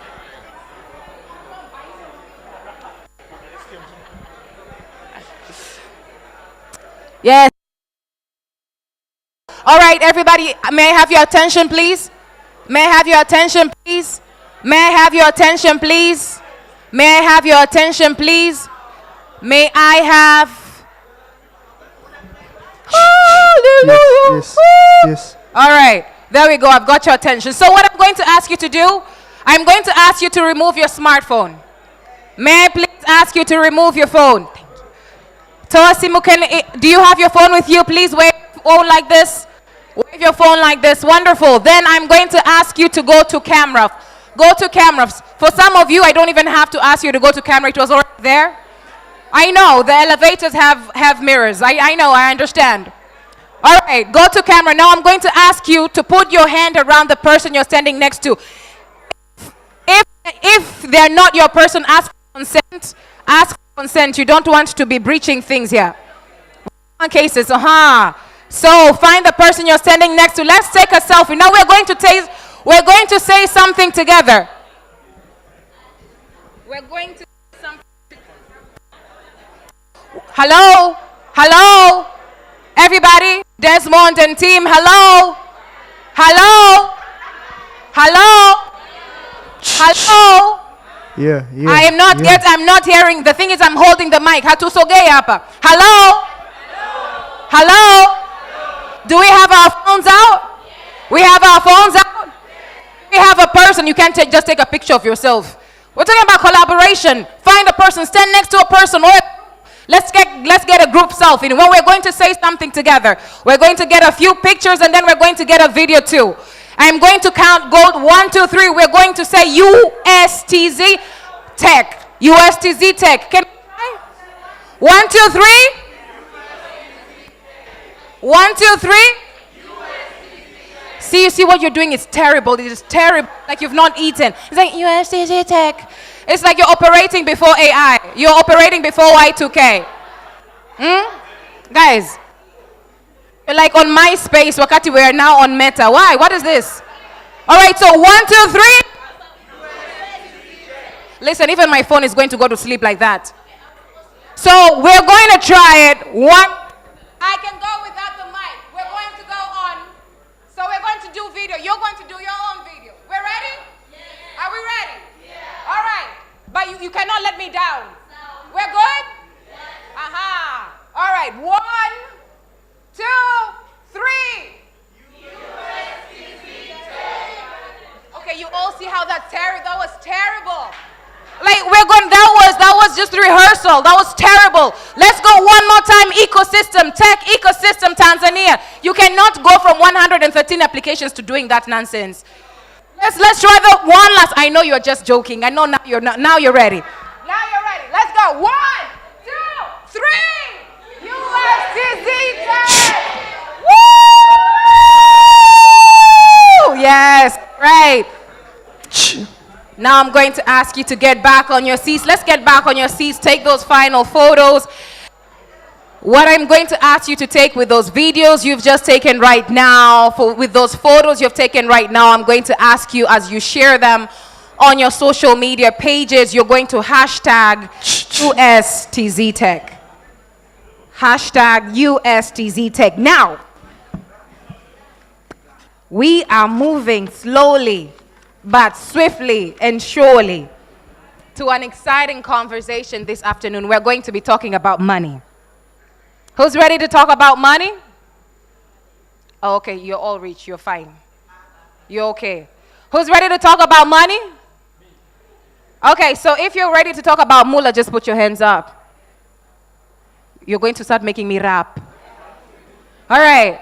Let's put our hands down. I think there are some people who are really eager about this conversation. We're moving into the final panel of the day. And the final panel is going to be talking about money. We are talking about monetizing technologies in Tanzania. Monetizing technologies in Tanzania. We're looking at the different ways, right, to discussing opportunities for technologies in Tanzania to commercialize their innovations and the role of the tech industry in economic development. That's our conversation this afternoon, and it is going to be moderated by none other than the CEO of the Tanzania Startup Association, Mr. Zahoro Muhaji. Makofi kwake tafadhali. To everybody who's following us online, again, I encourage you to engage, ask questions, comment, and make sure that you're moving along with the conversation.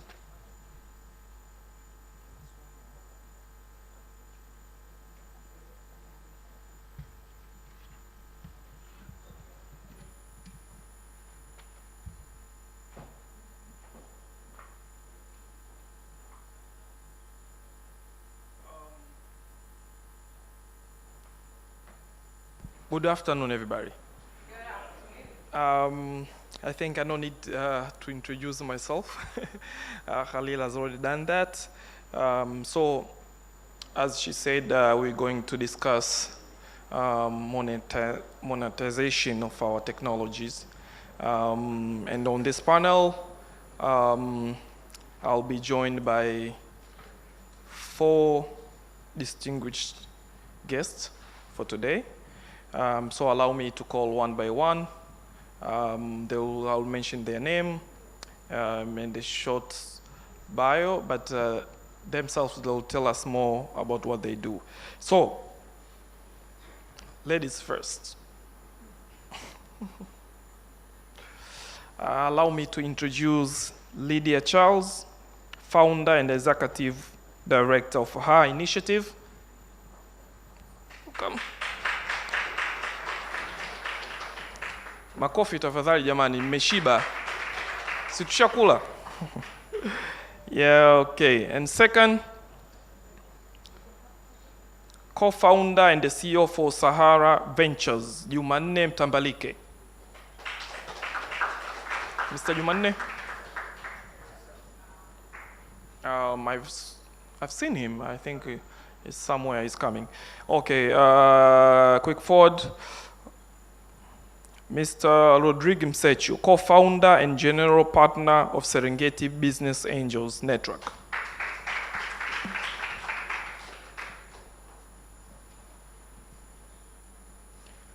And last, Ms. Doris Malecheo, CEO of iLink Limited.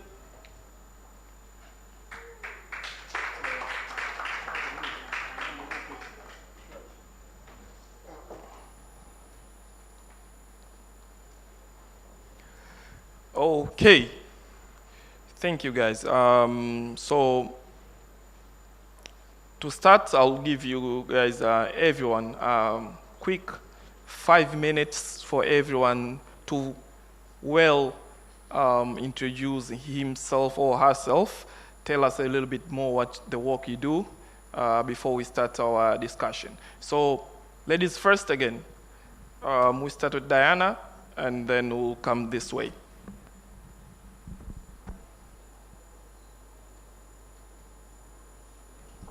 Hi. Hi, everyone. Name is Doris Male. I'm a Chaga. So I love money. This is perfect for me. I'm a techpreneur and an innovator. I design software solutions and digital platforms. I also analyze systems, businesses.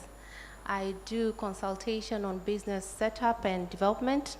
I consult for companies here in Tanzania, some companies from the African region, UAE, USA, and China. And I help investors come to Tanzania and I help them navigate the regulatory landscape. I also sit at different boards. I sit at the GS1 Tanzania, Beyond Barcodes. I head the committee, the technical committee responsible for digitalization and traceability. You know barcodes, right? Yes, we have over 6,000 members, and 75% of them are women, manufacturers. And I also sit at the board of Organization of Women International Trade as a co-VP, Vice President IT, and the head office is in Washington, DC. In some of the businesses that I do, have led me to sit at different technical committees or working groups. I sit at a technical committee for insurance sandbox regulatory framework. We're developing a sandbox for insurance regulation to help innovators to innovate in the space of insurance. I also sit at the technical working group of digital economy for the USTZ USTZ commercial dialogues. I had the group from the Tanzanian side, and I am also a member of the national committee implementing the AFCFTA agreement in Tanzania. I am the CEO of iLink Limited. We have 2 digital platforms. One is called Mama Mia's Soko, with 6 years to date, and it's a platform that converts expenses into an investment. That is our innovation. We convert daily expenses into an investment, and we help normal people or individuals, families, and businesses to access digital and financial inclusion. We also have Bima Quick. It's a licensed insurance digital platform. It's It's an infrastructure that helps insurance to integrate with ecosystems at system levels and at network of aggregators. Could be Vicobas, SACCOs, or referrers. So we bring insurance to the ecosystem. Thank you. I'll stop there for now. Thank you.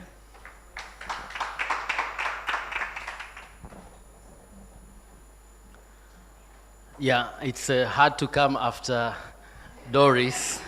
Clearly, she's doing a lot of amazing work, so congratulations. My name is Msechu. I work for Serengeti Business Angels Network. We are basically unlocking financing for startups through getting Tanzanians and people based in Tanzania to be angel investors. So that's what we do. We invest in startups that are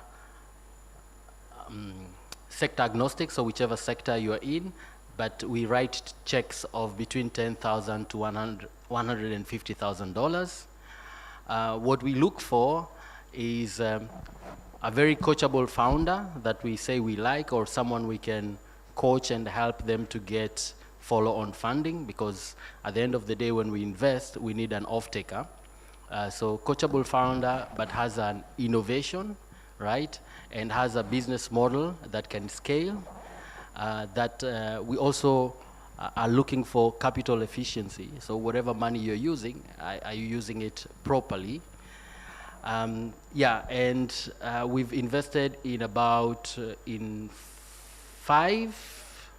The last deal we are going to announce soon. But it's exciting time for us because we've been operating for the past 3 years, but now it's easy for us to say, we are an angel investors network. You want to be an angel, speak to this person and speak to this person, because we have 20 plus angels. Some of them are well known, but we also have invested in Dow Mkononi, some of you would know, Sumet Technologies, Tembo Plus, and Yes ID, and all these startups are doing fantastic work. We are so excited as a network. I'll pause here for a second to let the others introduce, and I'm happy to share more about how we approach, what's our strategy into engaging the ecosystem, and how do we get more money in, but most importantly, why are we doing this work? So I'll pause here. Over to you.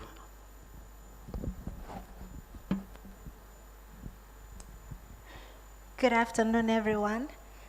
So my name is Lydia Charles Moyo. I am the founder and executive director for the Her Initiative organization based here in Tanzania. We are a young women-led non-profit organization. Our work revolves around supporting young women and girls to break off from the cycle of poverty and impart the spirit of financial independence. How we do it? We work with both young women in the rural and in the urban areas. Our role is around how do we support them with skills development, but also linkages to resources and opportunities, with the goal of supporting them to start their own businesses. We do a number of things, but in everything that we are doing to support women and girls economically, we use technology as a tool to achieve the mission. I am also the innovator for Panda Digital Platform, which is a Swahili hybrid e-learning platform, supports young women, entrepreneurs in Tanzania to access skills and resources they need to start and run smart businesses. How we do that, you can access Panda Digital through pandadigital.co.tz if you have an internet, and if you don't, you can access through an AI, artificial intelligence powered SMS. On the other hand, I am an activist, very passionate around supporting women and girls' rights. But on top of that, I am also very interested around supporting nonprofit organizations in terms of creating awareness, but also challenging streams that are barriers for resourcing women and girls nonprofit organization. I believe we need money. So my work is around how do we accelerate more money in youth-led organizations and young women-led organizations. Thank you.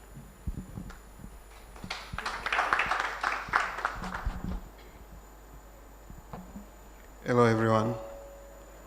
Bariza mchana. You guys look so serious. Anyway, My name is Jumanne Mtambalike. I'm a Saharan. We run a company called Sahara Ventures. Our mission is to build the innovation ecosystem in Africa.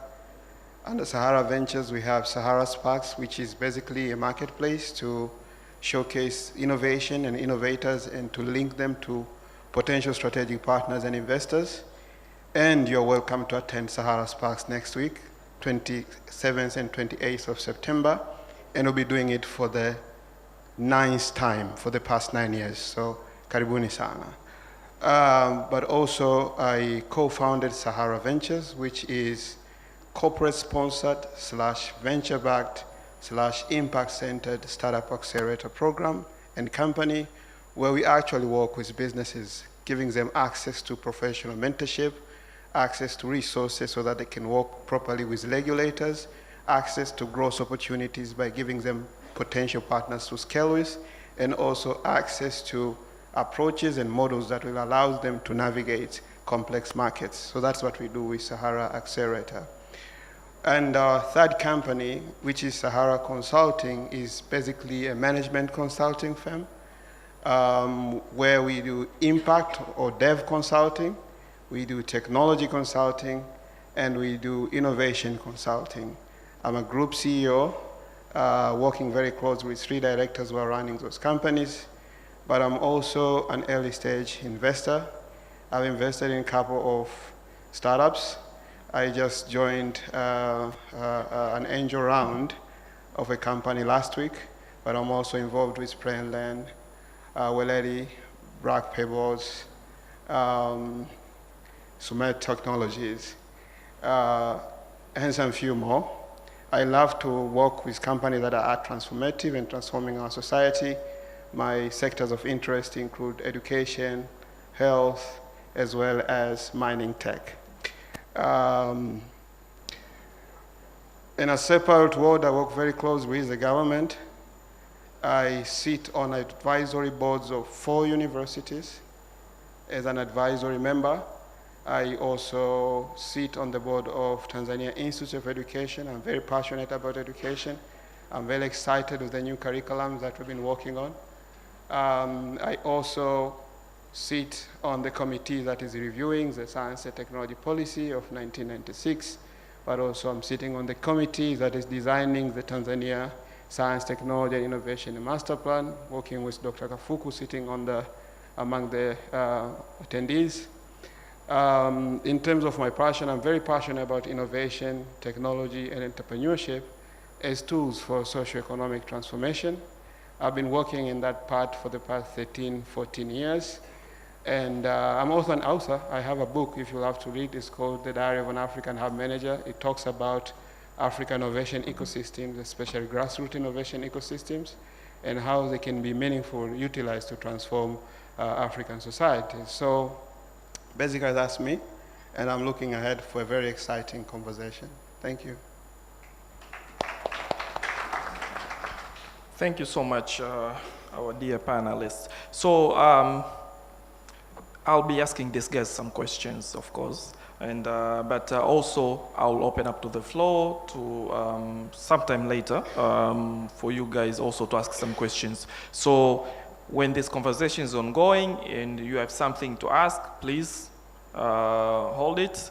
There will be that opportunity for you guys. And for those who are watching us online, our dear moderator Halila will also help me pick some of the questions. So there will be an opportunity for you also to engage with our panelists.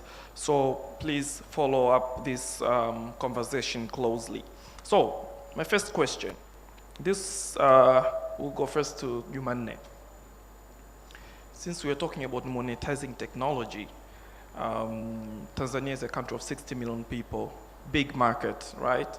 So I came across this data from TCRIA, which showed the top 10 most used apps here in Tanzania, right? And if you look at the list, all of them are foreign-based companies, right? You have the WhatsApps, you have the Instagrams, the Facebook, TikTok, and of course I saw almost 8 out of 10 were American companies. So that's by itself was interesting. And of course, we have TikTok there, but none in top 10. None of those companies are any of Tanzania. I mean, there was no Tanzanian company there. So, for your experience, tell us, what do you think needs to happen so that in the future, when we look at this list, we have at least one Tanzanian company dominating in that top 10 and not all foreign-based? Jumane? Anyway, it's an interesting question, and actually you have to understand how people in this part of the world consume technology, first of all, because that's very, very important. Technology is just a tool. I don't think anyone has gone to any seminar where they were taught how to use Instagram. Anyone? Did you went through any training on the tips on how to use WhatsApp or Facebook? So the first important aspect of any technology that can be absorbed easily is actually usability. How easy for someone to access and use it. That's the most important component of any technology that can be adapted. Because at the end of the day, it's simply just technology. So the biggest challenge with most of our product, especially local product, and I'm involved with so many products, I have the authority to do that because I was hired for 5 years to listen to ideas and products. The biggest challenge is they lack relevance and context. When you look at that list, the next company in that list is basically Jamii Forum, which is a local company. And when you ask yourself why everyone is going to Jamii Forum, it's basically the easiest and convenience way to actually access information and to navigate through their platform. It's not complicated. You're getting me? So the first biggest challenge is who are we building with to allow us to be able to address the bigger market that we want to target that can allow us to grow exponentially. So how relevant and local your solution is, that will define how many people use your product or your application, and not how beautiful or complex it looks. That's number one. And most founders and most techie guys struggle to understand that. So that's one of the issues that is very, very important. The second issue that will allow us to grow our user base, especially of the product that we are using, is where are we building our product, on top of what? Because for you to build a product that can grow exponentially, you have to build it on top of something. And that's why in one of the startups I'm investing on, Gets Faster, now we're diversifying, we're getting into community kitchens. We are trying to make the solution as more relevant as possible and to piggyback in existing infrastructure. You don't have to build something from the scratch, while Vodacom has a super app that actually reaches out to 8 million M-Pesa users. Why not capitalize on that so that you can grow exponentially? The problem is we are using the same tricks of growth of Silicon Valley to replicate in these markets where we are not yet that matured at the market. So the second challenge why most of the startups and product are struggling to scale in this market, because they are trying to do it in a very humble way. And no one grows humbly. You have to grow aggressively. To grow aggressively, you need strategic partners that will allow you to grow. So that is the second important lesson on why you have your app, au appu, utaamua mwenyewe, that you have uploaded it on a Play Store or somewhere, and kwa huruma kabisa ina grow very slowly na user wako 4 per month. It's because you don't understand what strategic partnership you use or you need to adapt that can allow you to grow exponentially. And this is where mentorship and professional advice come in, which most of the startup doesn't want to listen to. They just want money. So the other thing which actually also hinders growth and adaptability of our product, they take legacy systems for granted. Anyone who is operating on a legacy system, you know, wale wazee, ma system yale ni ya kizamani. Tumekuja na this very disruptive innovation. You can buy anything online. Our platform is called Leo Leo or Kariako. You can shop online on our platform. Do you actually understand how Kariako works to digitize it? So understanding how to capitalize and the mechanics and the technicalities of legacy systems will allow you to grow exponentially. I was talking this to years back with the founder of Dam Kononi, Joseph, when Dam Kononi was still at a very nascent stage. And to me, my growth idea was very simple. You have Nakiete, who has built networks of pharmacies possibly across the whole country. And it's a tradition, a very legacy system, but it's a multi-million business. If I want to do a medicine supply company today, and I want to grow exponentially, the easiest way is to digitize this legacy system. You'll give me warehouses, I'll get existing customers, I'll get professional advice, and the founder is very rich, I'm getting a seed fund. And that will allow me to scale. Those kind of strategic partnership, they only exist here, and you'll never hear that approach in Silicon Valley because they don't understand our problems. You're getting me? The other thing which is also extremely important is understanding people in this part of the world, they buy necessity and not convenience. We are building convenience apps. You're getting me? $1 here. Do you know what you can do with $1 here when you ask my mom to part way with $1? No, it's just $1. Anyone can pay for this app. It's just $1. Do you know what you can do with $1? $1 you can buy a bundle at $2,500 and gossip all day, which is a value proposition for someone living in Uswahilini huko. Sio umeelewa, and actually you get to see what Mange is saying. So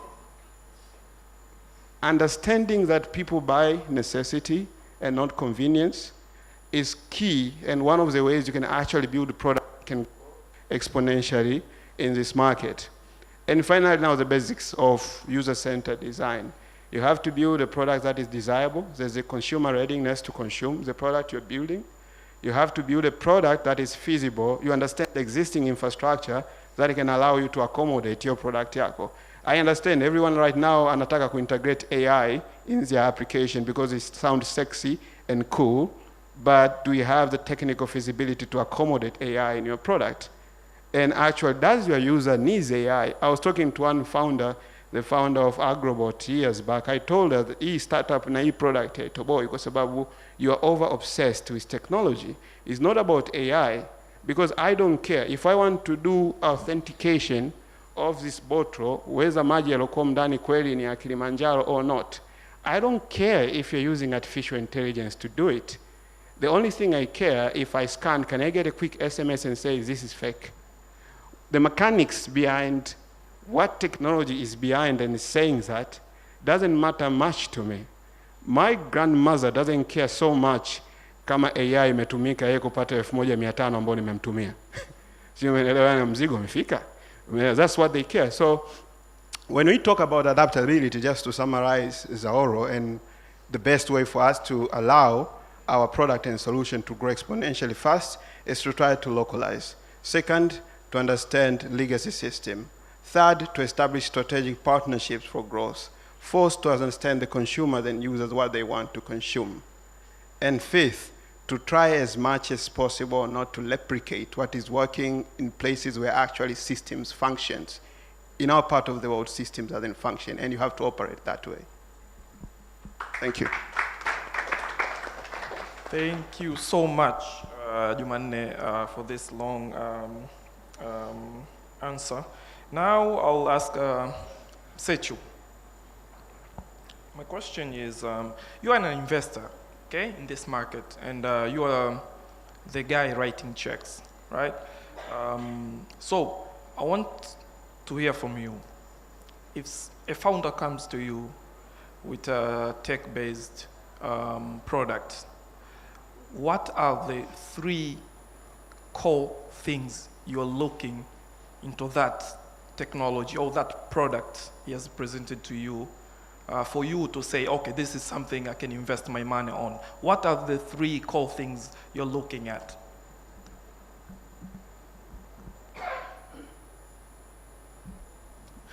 Yeah, thanks, Zahoro, for the very precise question. Not sure I am able to give a lot of in-depth on the technology, but what I'm able to tell you is what attracts the money, right? And so first, for us, we are looking for people who are solving problems. And I guess this is on the same line with what Jumanne shared. We need to start first with what is the problem, not even the customer, because he has a pain point and you need to solve it. So technology is an enabler for you to solve the problem. And obviously, if you're not solving a problem, we are not interested, okay? So that's the first thing we need to do. But the second thing is the founder needs to understand that angels come in, they put a small amount of money, but they do a lot of heavy lifting with you to help you become investor ready or to raise the second round. And what happens is they want to exit at some point, right?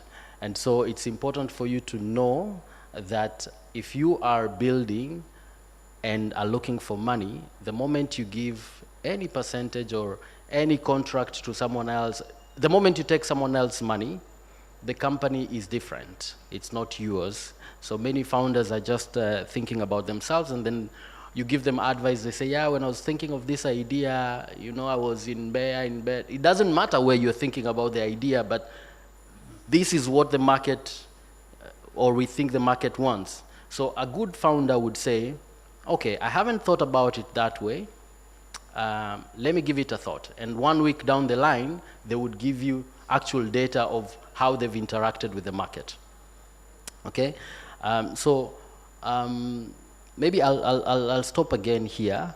But what is most important for founders, if you're to forget everything, is whatever you're building is solving problems. And the deeper problems you're solving for your customer, using whichever means, technology, etc., the more interested we are.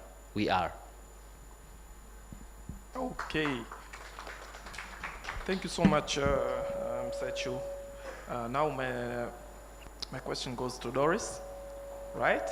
I realize I misspelled I mentioned the wrong name first time. And it's Doris, not Diana. Okay, Diana.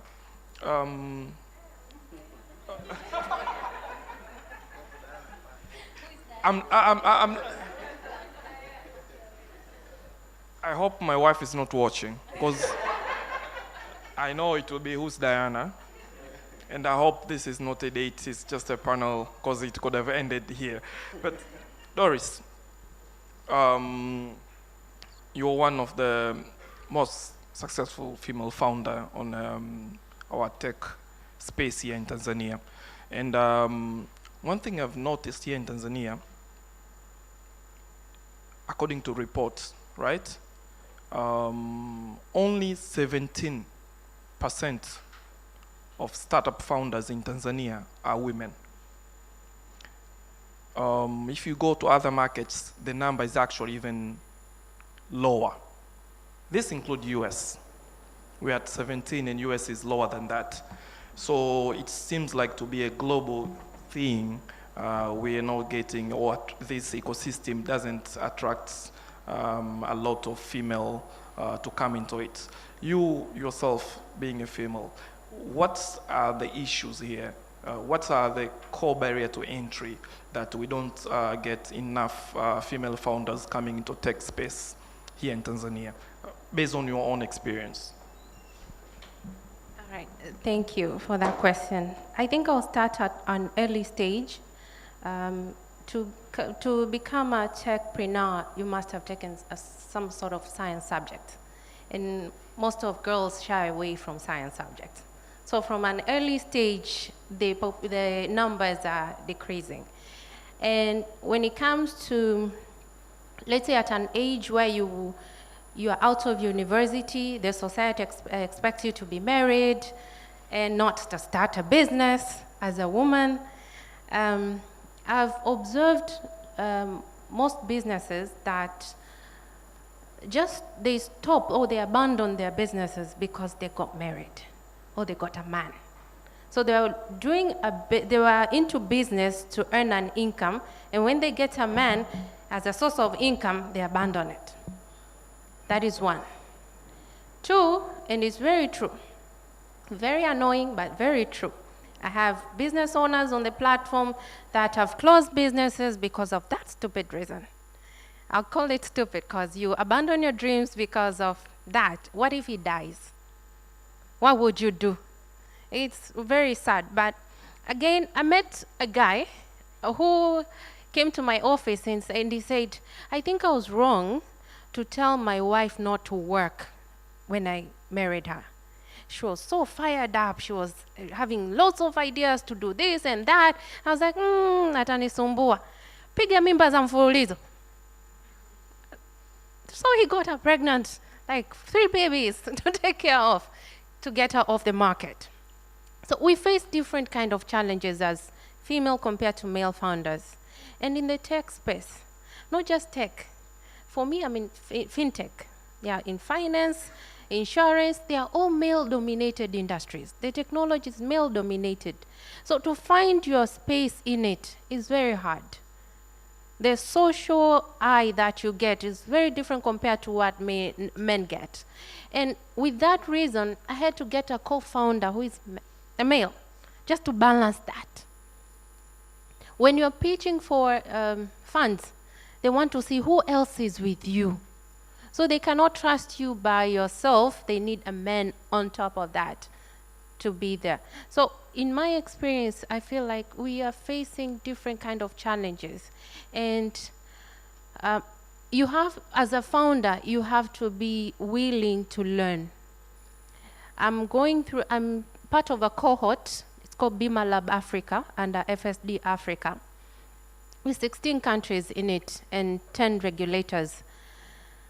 It demands 4 hours every week. So you have to take away 4 hours every week out of work, out of family, to dedicate to that program. Something that most females don't have. And if you don't have a supporting partner, that's even worse. You will not be able to do anything. You will not be able to travel. You will not be able to pursue your career. We are facing a different kind of challenge that men will not understand. Even when we sit down at the cohort, men cannot relate to what we're facing. So that's from my experience. I would like to add on something that Msechu said. Most of the investors are looking into a person. Are you teachable? Are you able to accept other people's opinion on this?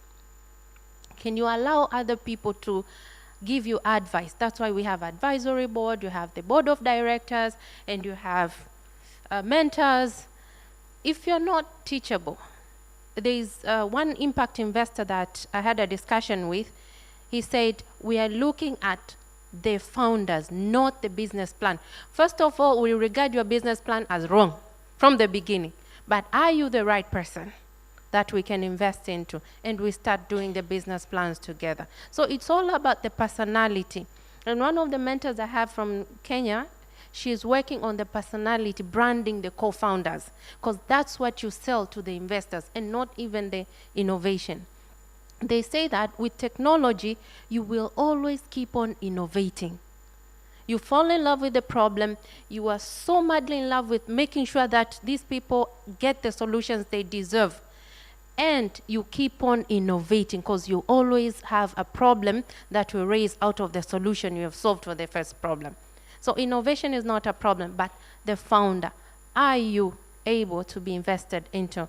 And that's why it's very hard for female founders to be invested into at some point, because they're not willing to be going through that journey. It's a long journey. Thank you. Thank you so much for your good answers, Doris. I got it right, huh? So my follow-up question is to Lydia. Doris raised an important point about a founder being able to be teachable, be able to learn. And I know you have run programs where you train people into, digital skills, etc. So tell me, for your experience on training a number of youth in Tanzania, what are the core skills one needs to have when it comes to monetization of their tech products, what are the core skills they need to have? And from your experience again, those skills, which are the top skills which you think our founders do miss in Tanzania? Thank you very much. I think I would agree with Doris. Our challenges are pretty specific, and you have to be going through them to understand. From my experience working with young women entrepreneurs and girls, not just training and mentoring, but seeing them through launching businesses, seeing them through scaling their businesses, I think I would categorize these skills into the following.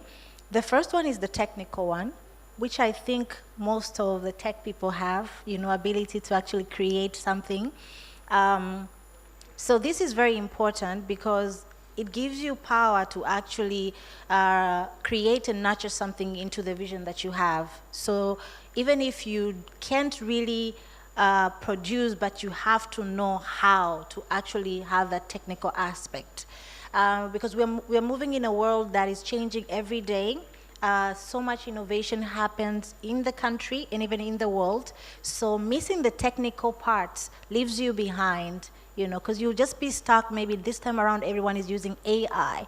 But how technical are you in artificial intelligence to understand now this is the time maybe to do something more or to leave it behind?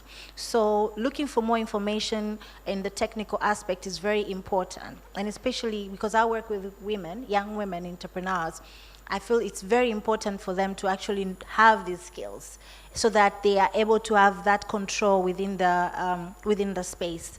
The second thing for me that I've learned, most of the women that we work with, once they have launched these businesses, they have launched their innovation, it's very difficult for them to grow because they really don't have, I would term them, people or the networking skills.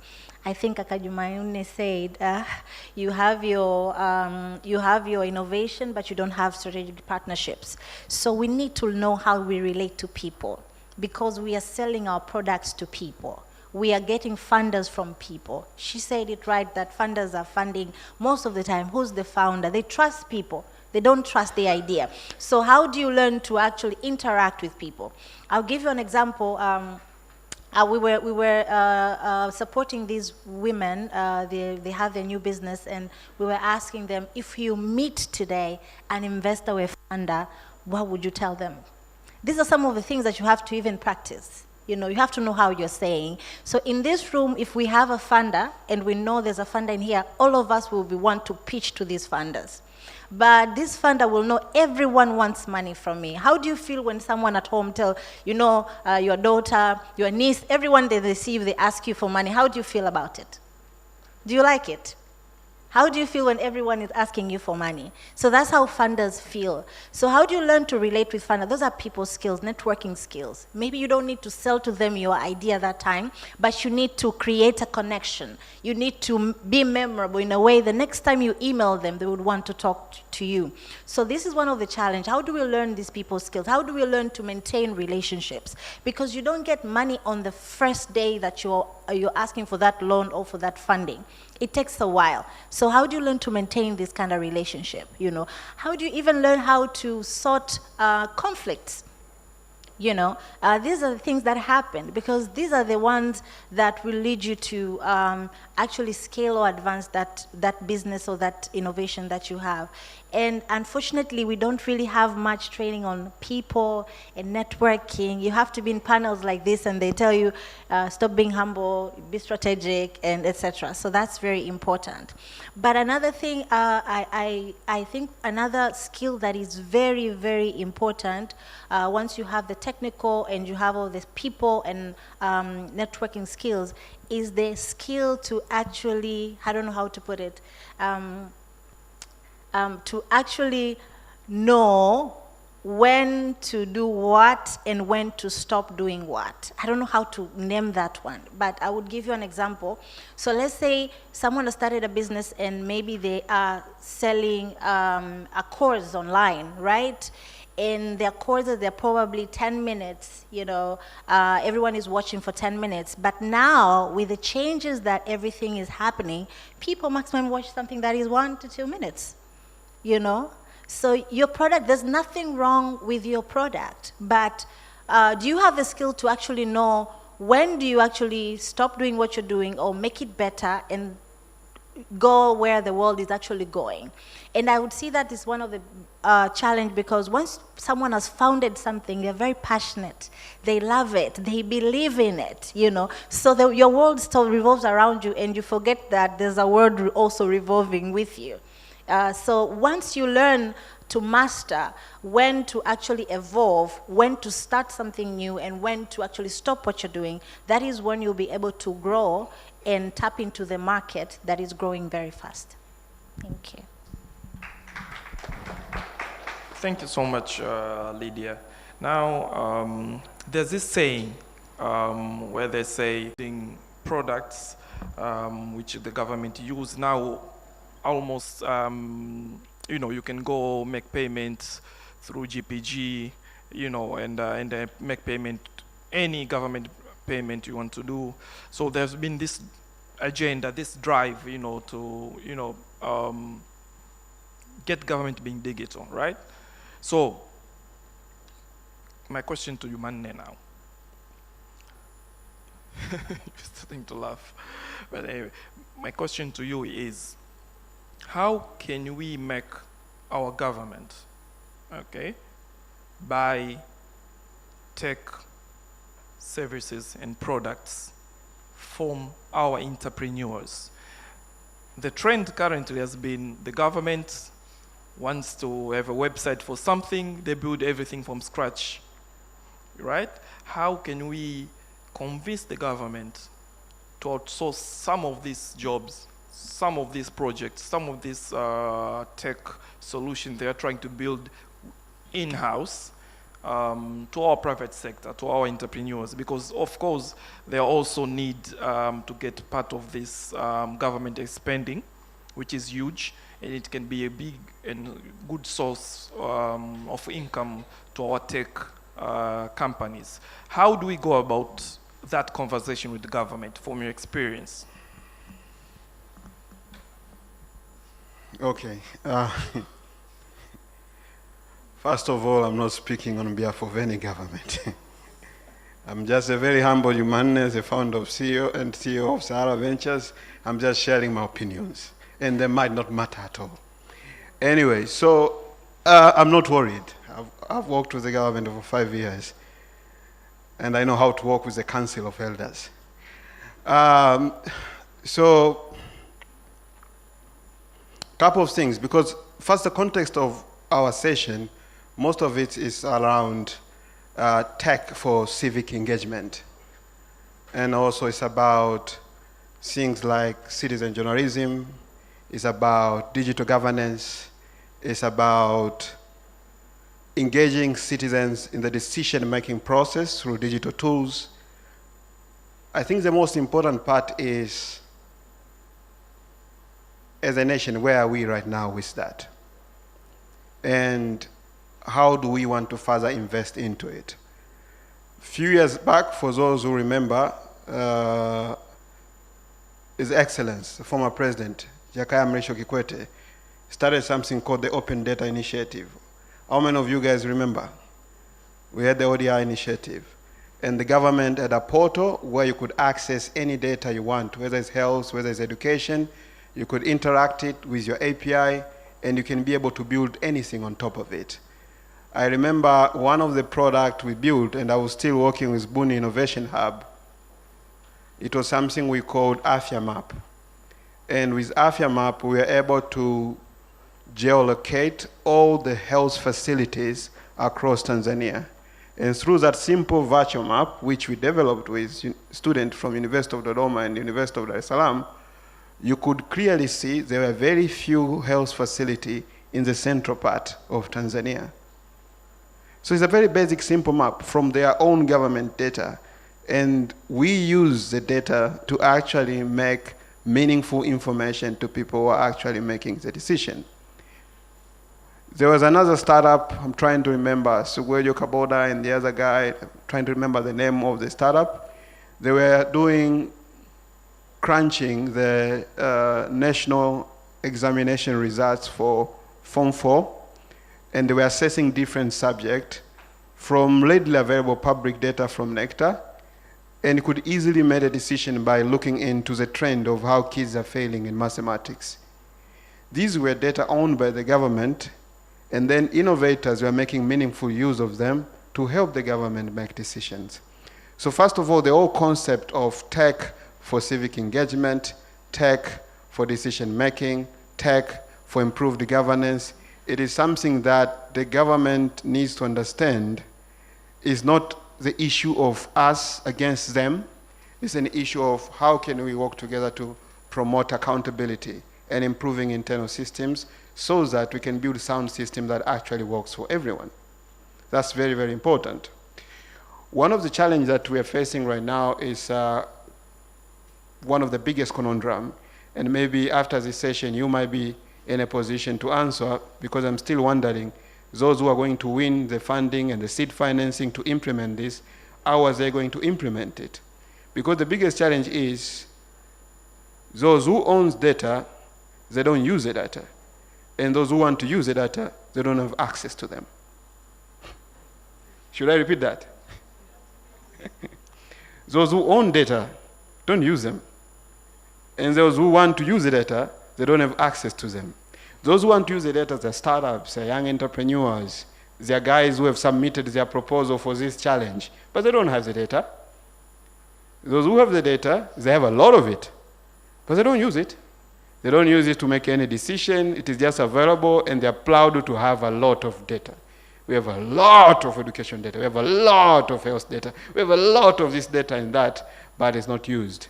So now, coming back to your question, the government is the biggest buyer of solutions. What can we do to make the government actually buy solutions from local innovators? That is actually basically a very simple question. First, we need to build capacity of local innovators to build solutions that are actually relevant, that actually meet the enterprise level solution that the government is looking for, because that's one of the challenge. You don't want to do a theme-passy sell. You want to actually give this tender to someone who's professional enough, who actually has the resources to pull together and provide the solution you're looking for. How do you do that? You create a pipeline. How do you create a pipeline? You build the capacity of local supplier, local startups, local service provider to be able to bid for this tender by ensuring they have enough number of enterprise level software developers, enough numbers of experts. So by the time they're bidding, they are not simply being pushed out because they don't have relevant talent. That's number one. Number two, if you want to encourage more purchase and onboarding of local solution by the government needs to understand you are actually retaining more in terms of local talent and opportunities, and also unlocking the economy if you purchase solutions and empower local talent. Because what will happen is you will first of all ensure that transfer of technology is retained locally, and the commercialization of innovation is also retained locally, and actually people can be able to develop new skills from the first assignment you give them. I can tell you our first few assignments that we got from the government, and to what extent as a consulting firm helped us to become where we are right now, where we can actually bid for a tender from the likes of MasterCard Foundation and won a tender of 5.3 million USD. It didn't start just like that. It took 10 years, and we are always very grateful for those first government entities that trusted us to actually give us the tender. Ask this to Magila with Magila Tech, ask all the innovators you know. It is because they were trusted. And it didn't happen from here. You had to have people who actually took risk with these young people. That is the third thing. You need to have risk takers. People are not just ready to wait to be told what to do. People are not there to ask for permission, but they focus on asking for forgiveness after they do mistakes. Because if you ask for permission, actually nothing happens. That's why maybe I'm no longer working with the government. Anyway, so, so those are some of the issues which I think they are critical if you want to promote onboarding of local solutions and local innovation, especially as far as civic and tech engagement.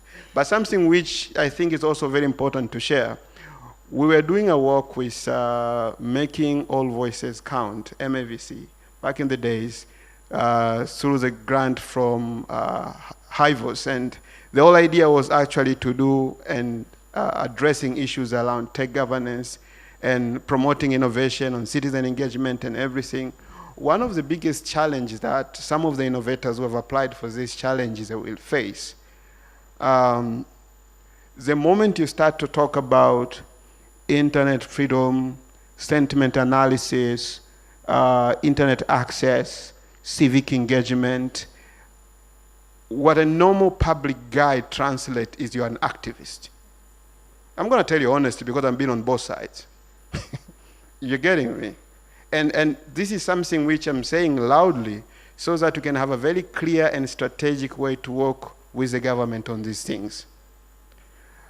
And the moment they perceive it's about activism and showcasing their shortfalls, they will never be able to work with you. So you have to understand the mentality. The mentality and the perception should be, how do I find a very strategic way to engage with the government so that I can make meaningful use of the data so that the people, the government, and I, as a private company, we can all benefit from what they have. And that is how you build a sustainable tech/civic tech solutions. You don't do that, you struggle to build anything meaningful, and it will be like so many other products that back in the days, we developed a lot of product with Code for Africa, we developed a lot of products with Code for Tanzania, we did a lot of work with Data Z2 initiatives through the DCLI to develop civic tech solution. Where are they right now? They are nowhere to be found. You know why? To the perception of the government, they are more of like activism tools to try to show their fault and that they are not doing their work properly. But you have to change their mindset. If I use the data to tell you a certain region in Tanzania, they are not receiving enough medicine, it's not because I want to show your fault, it's because I want us to do something about that. If I use PesaCheck to assess how you're spending public expenditure and budget, not because I want to tell you how to use the money, but actually to say, we can actually spend this money better if we put it in education. So finding that language is very important, and that fine line between being a civic tech expert and activist is where most of that tunafeli. So my humble advice to you, wale watakaopata hizo seed fund kwa ajili ya kwenda kutengeneza hizo solution, you need to understand how to speak with the Council of Elders if you want these solutions to scale.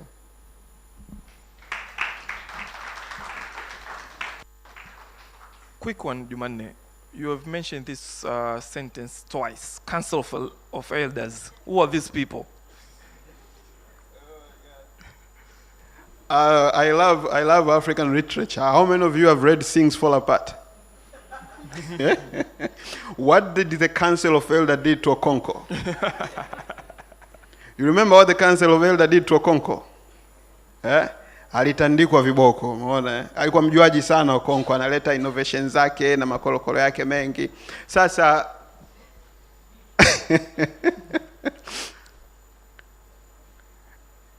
if you're working in an area called civic tech,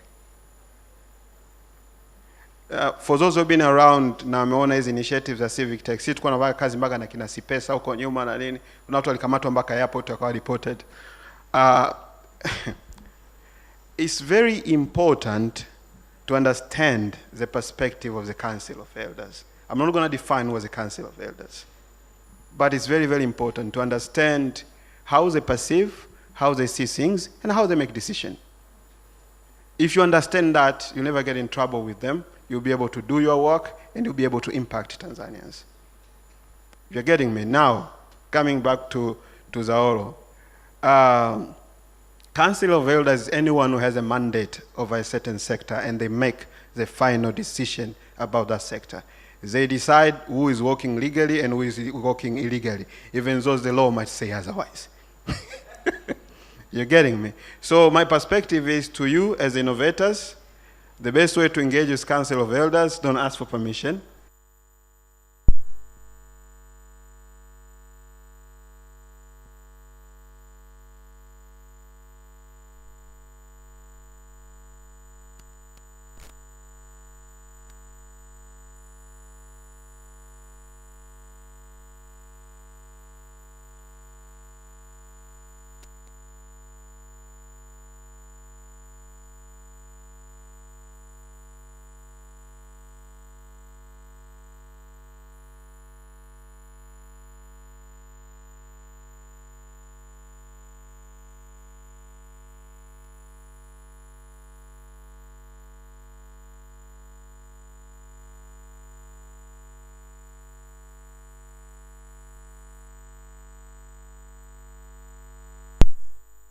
Oh, you don't just walk in school and start to give your kids the quality issues, the curriculum issues. So first of all, you have to understand who makes a decision about you getting your kid to school. And that's why I told them, like, you need to talk to Tanzania Institute of Education because they run the software of education in Tanzania. They will tell you who is responsible. They'll give you the permission to do that. They will test your tools, and they'll give you the clearance. Now you can go to that school.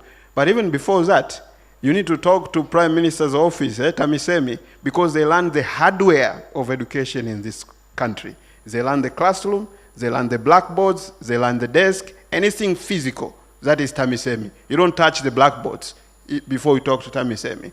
So now if you want to build anything that can scale, those are the council filters. Okay. Thank you so much, Jumanne. Okay, my next question will go to Msechu. You are an investor in this market, and the person writing checks, right? So I want to know what if you talk to investors, the first question they will ask you, outside investors, I mean, the first question they will ask you before coming to Tanzania is, how do I come in, right? The second question is always, how do I exit? And you said previously that you invest and you are looking, to raise second round and exit, make your money and go to invest in other startups. So can you paint us a picture here in Tanzania, based on your experience? What are the exit options, and how does that journey look like between you and the founder? What type of conversation you guys have? Like, guys, we're investing X amount of money. By this time, we want to be out.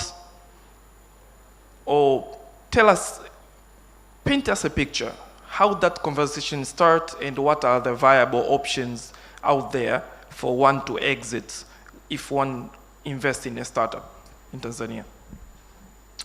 Thanks, Zahoro. You started asking the question. My mind was still with the Council of Elders and what Jumanne is painting. I just want to sprinkle a bit of positivity into that conversation. Let's not be scared, man. This is our country. We need to solve problems. We can make mistakes. The council is there. But if you're really, you're patriotic and whatever you're doing is meant for the good, keep going. Not every time would you know how it's going to work out. So even those who are not going to win today, don't stop. Don't let anything that we say, I say, or the panelists say here make you become stuck with analysis paralysis. You're like, but what if I do this? And then this, no, do it. And on the way, someone is going to hold your hand. And that's what all successful people got. When you start out, you can't figure the whole way. But when you start, someone is going to see and support you, right? Now, coming back to what Zahoro would like me to paint a picture. So it's, when we started, right? We started in 2021 as an angel network. So we are only 3 years old. So basically a startup, if you want to look at us in that way, right? But we are very lucky with the timing because when we set up the network, there's a lot of work that had already been done, like the ducks were just aligned for us to create an angel network. Not to mean that we are the first ones, but the likes of Saloom created Tain some time back, and they did some work in terms of getting people to be aware. So for us, we picked up from that, and the first thing we sort of like got as an hindrance when we started investing is exactly what Zahoro is asking, because when you ask someone to invest, they ask you, how am I going to exit? In how many years? If I put my money in UTT, I'll get better. Can you offer me a better deal, right? So we quickly realized that we need to educate the market on this asset class. So it's a network. We were running master classes to get our angels to understand how the asset class operates. okay? And I'll pause here, founders here would find useful. And basically, you have to be empathetic. Most of the time, founders do not know what the investor is looking for or what they're dealing with. They're humans. And this is what they're looking for. So assuming Msechu is working in a fund that is a 10 million fund, right? And it has been commissioned in 2024. What it basically means, over the lifetime of that fund, the firm is going to invest in about 20 startups, okay? So that means if you divide the size of the fund with those 20, you now see they're going to be writing checks of about $500,000, right? Give or take. So if you're raising less amount or you're raising way too much, you're not interesting for them, okay? So that's one thing. But the other thing is most funds are looking to return their fund. They're looking for a startup that if they put the 500K upon exit, that should be less than 10 years. If you're coming in the first year, they should get out of the 500, what? 10 million. That means they're always looking for very exceptional founders, right? And the target they have from their LPs is to return at least 3 times the amount of the fund. So they're looking to make, to give back about $30 million. Now, if that is you and that's the task you're given, and you walk into a room full of founders, and some of them do not know which sector you're investing in, which stage you're investing in, right? How would you react? Okay? Something to think about. So let me go back to what we were doing at Serengeti. The moment we realized that the market is not educated and it's hard for people to invest in startups because they see only the risks. We ran a few master classes, and then we got support from UNCDF to run an angel accelerator. How we designed it is for someone who is invested before to really hold this person from how do you look for startups to how do you screen them, then how do you negotiate with founders, how do you do evaluation, and what are the possible exits, etc. So at the end, for you to get into the program, you have to commit at least $1,000, okay? And at the end, either there's a startup that you've seen, you're going to invest, you tell us, we put the money in the startup. Or you bring another startup. And if you want the money back, we take 80% out. So it was a big risk. It was something that in the continent, because we speak with other angel networks around, they were not, I mean, people will say that won't work. Who is going to put their money blind? But we tried it and it actually worked. And what we found out is writing the first check is hard, right? Once you write it, now you know you're going to invest anyway, you've written it off. Then now your eyes open and you're starting to mentor, you're starting to be fan of some of the founders. But we still are not, we can't see the exit point yet. And not only in Tanzania, in the whole continent. I think when Paystack was acquired by Stripe, the big markets, so in Africa we have the big 4, South Africa, Kenya, Egypt, and Nigeria. There was excitement that finally now we have a few examples, Jumia and Paystack of exits. But the number of exits through that route are very minimal, right? So what we help our founders, our investors understand is that, one, you can't do it only for the money, right? You have to do it for the passion. You have to do it because you are thrilled and excited about entrepreneurship, and the founder is giving you a front row seat on how this works, right? You have to do it because you like the particular sector. For example, in fintech, now that we are with Tembo Plus, we have a lot of information on what is really going on. So those are the things that make you excited. Now, exits will come at some point, but it will take at least years and years for us to see this. The possible exits that we see, Zahoro, to now sort of like go back, because I've gone round to your question, is acquisition and some consolidation is going to happen at some point. Okay, and I will give an example of one of the startups, Twende, that pitched in our Harambee evening. They have a ride-hailing solution, right? And If I'm not wrong, the strategy is at some point, one of the players would want to have the whole market in Tanzania of ride-hailing solutions. So then at that point, they would ask those who are there to be acquired. So that's the quick win I see. But I also see other innovators in other markets, the likes of Kenya, South Africa, doing a similar solution, coming together and merging. Thank you so much, Sechu. Guys, I will put a question to Doris, then I'll open up the floor for you. So if you have your questions, please get them ready. And I hope our ushers are also ready to pass the mic around. Doris, in recent time, we've seen huge growth in terms of e-commerce here in Tanzania. And we see right now you can buy, except for the soul, but you can buy almost everything online here in Tanzania. If you go on Instagram, you'll find dozens of vendors there selling everything from shoes to cars, but the likes of Dr. Magari. But one thing which really always becomes the issue is still there's a huge issue around trust.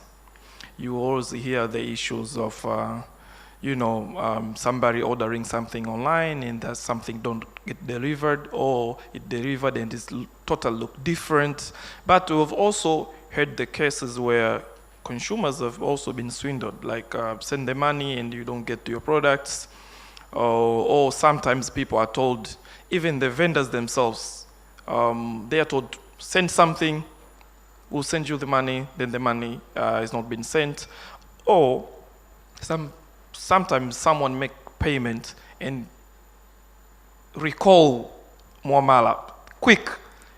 So there's an issue of trust around e-commerce in Tanzania. So tell us, for your experience, what needs to be done? Who really need to get in between and sort this out?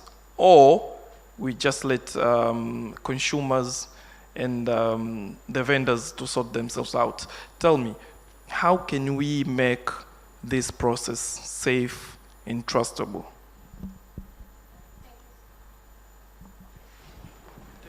Hello, yes. Thank you so much for the question. And it is a problem that needs a solution or an innovation around it. But most of the innovations that we have, we go back to how are people doing business now. When I call someone and I order something without any platform involved, how is it delivered? Do I get the same value, the same quality that I saw? Could be something she posted on WhatsApp or a group, or it's something I've heard from a friend. How are they doing business at the moment? I'll give you an example of what Kariako does with Zimbabwe, Harare. With Kariako, it serves a lot of landlocked countries. And there's no much of cross-border payments that is being done out there. What they do is peer-to-peer payment. So if you come up with the solution of e-commerce to put Kariako online for Zimbabweans or Zambians to buy, most definitely you will miss out on the payment part of it, because it's really not a payment issue. They don't even want money to cross-border for most of them. They do peer-to-peer. And that's because of the cross-border payment transactional fees are high. But at the same time, we have US dollar currency issues in Zimbabwe. But the market is there.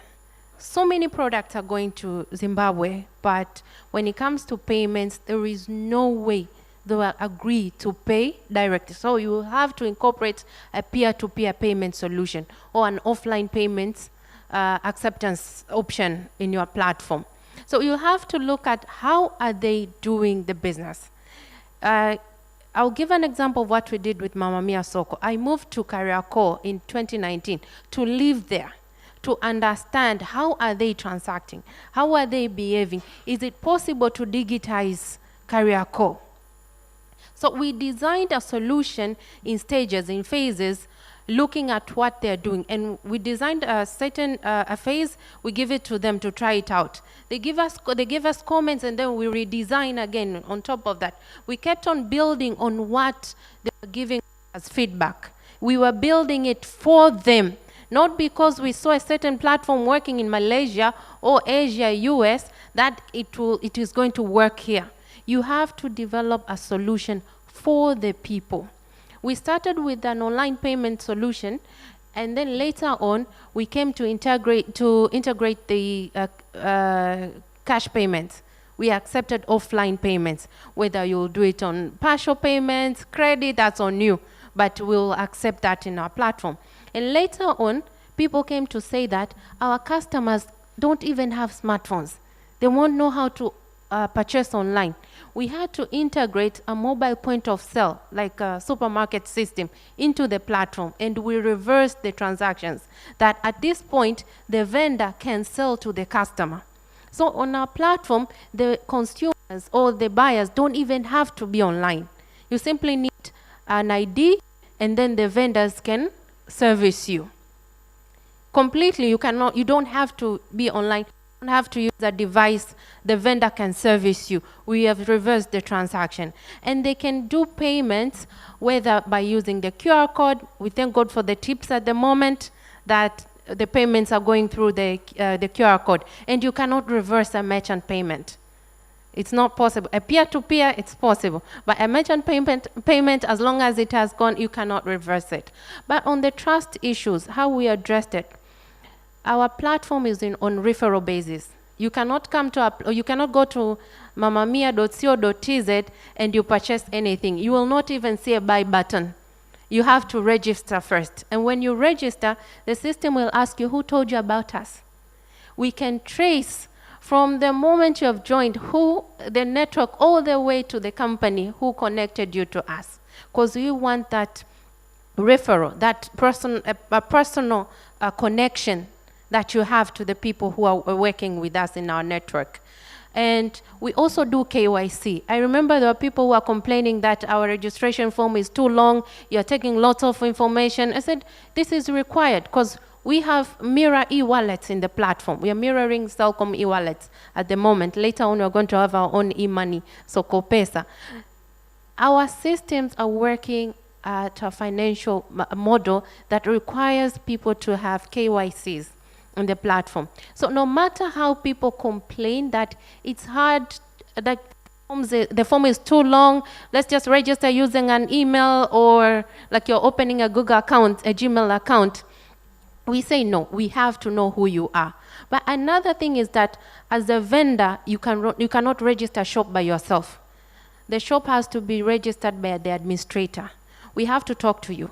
We have to know who you are, what kind of products you have, your GPS location. We vet you so that whenever people buy from you, we can say, we know you. And that's why our growth is not as flashy as other platforms are, because we care a lot more about our consumers and our members. And another thing is that we have given back to the people. Whenever you buy and you refer other people to buy, you make money. So you take ownership of the transactions, you take ownership of the people you bring on board. Why? Because you make money out of every purchase that you make. And you make money out of every sale that you have referred a vendor to come to our platform. Not only in Tanzania, but cross-border. Because we register shops based on the country's currency. If it is Kenya, it is Kenyan currency. Uganda, Ugandan shillings, the same way. So that you take ownership of that network and it becomes yours, not Doris's or Mama Mia's. So we've given the members the ownership, and they are our askaris. Thank you. Thank you so much, Doris. That was good. So guys, we are left with only 10 minutes before we finish this panel. So I will want to take at least two, okay, keep it short. Okay. Keep it short and brief. Use ask only one question. Don't be a politician with a question on top of a question. One question, 30 seconds, and I'll give my panelists a minute each to answer those questions. Okay, so I think we can take 3 questions. Quick one. Lady here, at the ladies first. Yep. Asanteni sana. Mine is speaking from the solution-oriented. You have pointed a lot of insights. When we speak of money, we speak of financial ecosystem, right?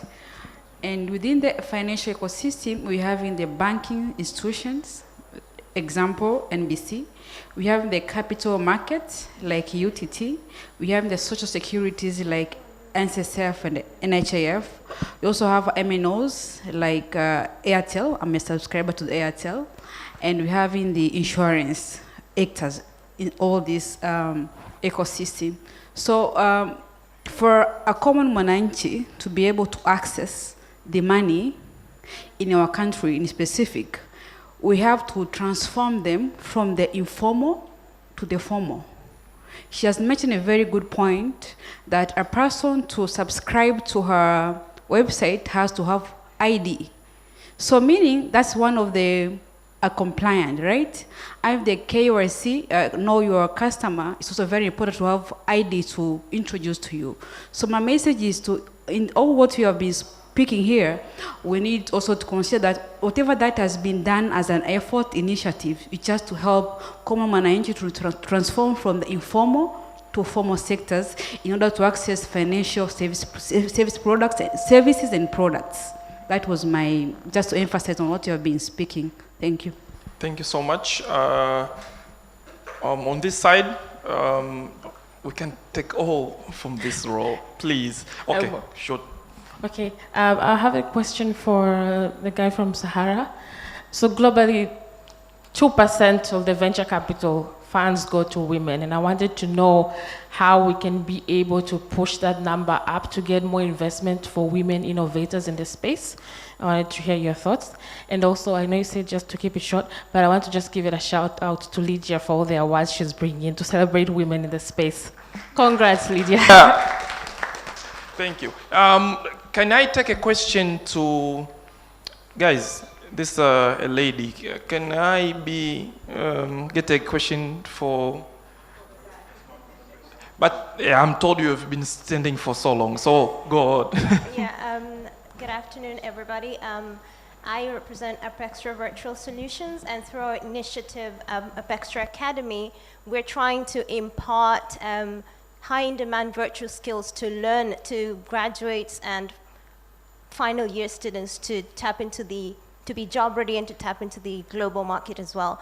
My question to the panel, and actually any of the panelists that were here today, is that how do we influence behavior when it comes to learners who are imparting virtual skills to? Because as we're aware right now, a lot of our youth are undergoing this phase where we really love instant gratification. So you might want to teach somebody something and you tell them there is a bit of work in order to get to this point, but they will look like, they will look at a 2-minute video, like Lydia said, and see, oh, this person already earned $50,000 by doing this and this, and they think that's the way to go. So in trying to tap into this particular group, the youth or underserved communities, how do you influence behavior in order to achieve a goal as to impart these skills to them?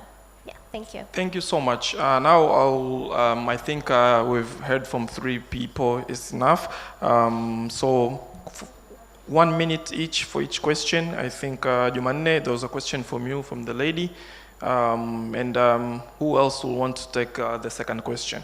So Jumanne, go first. Please, 1 minute.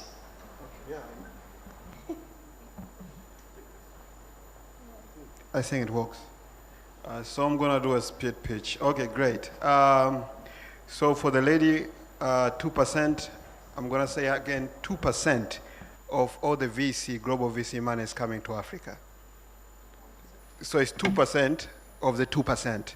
So roughly 2 to 4, depending whether it's private equity or VC money, So it's still very less, even the amount that is coming to Africa. I'm a firm believer we need to explore conversional approaches for private equity, alternative financing model, asset financing, and all other innovative approaches, because we can't all be exiting through London and New York Stock Exchange. It will never happen. There's so many entrepreneurs in Africa, we need to find an alternative way of financing them. That's number one. Number two, just to say something because I won't speak again. I'm an apologetic optimist. I built this company in Tanzania 13 years ago when nobody was talking about tech or even putting a tech platform here. We had Demo Africa, we had Pivotist in Kenya, and everyone thought we are mad to even talk about fourth industrial revolution in Tanzania. But we built it. So I'm gonna tell you guys, you can build anything, anywhere, anytime you want. Don't ask for permission, focus on forgiveness. That's very, very important. Another thing I think which is very, very important, the question my good sister asked, the last one about behavior. I think let's not try to fix Generation Z. Gen Z and Gen I are very common. So generative AI and Gen Z, we want quick results, we want quick outcome. So if you're designing anything, just make it quick.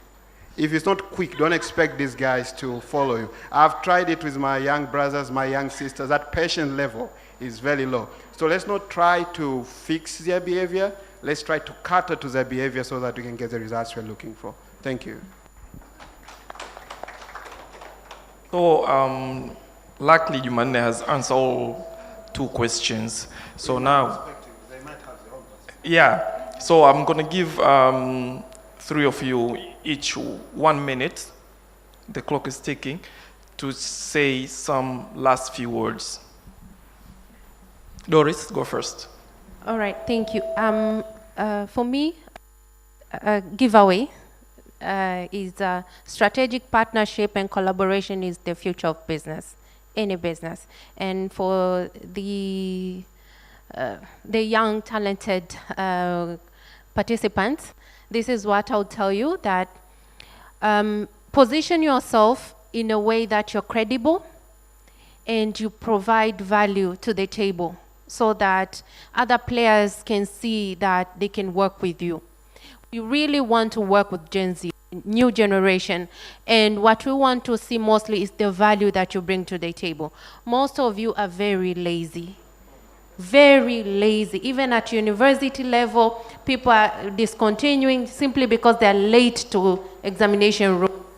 I've taken up 20, yes, oh, sorry, okay. So please, just position yourself to put value on the table. Strategic partners will notice you. Thank you. 1 minute, Msechu, Roderick.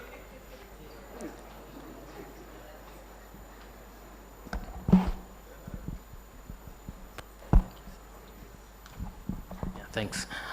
Thank you. I will keep to the 1 minute. I'm very confident. What we are looking for, I can see the timer here. What we are looking for at Serengeti Angels is what we are calling founder market fit.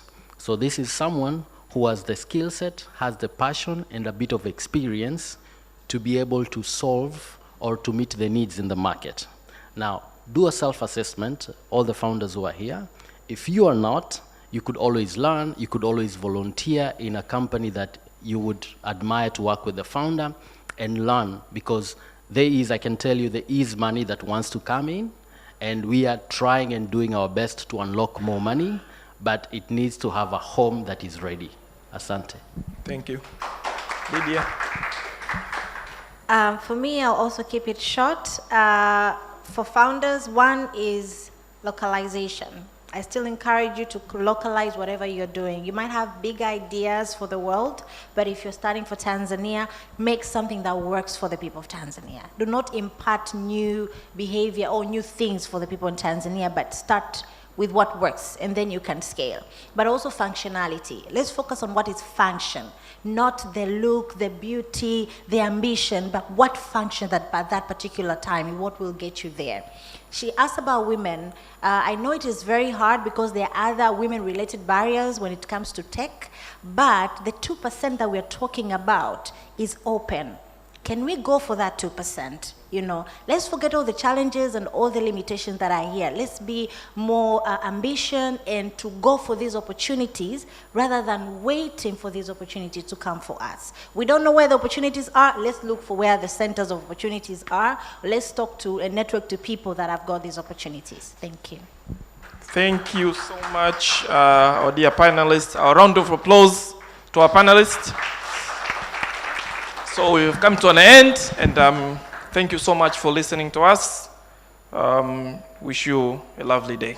Thank you so much. A hand of applause to our moderator as our panelists stand at the front of the stage to take a picture. Mr. Mtambalike, right at the front of the stage to take a photo. No, I don't know if that, you know, this photo is right at the...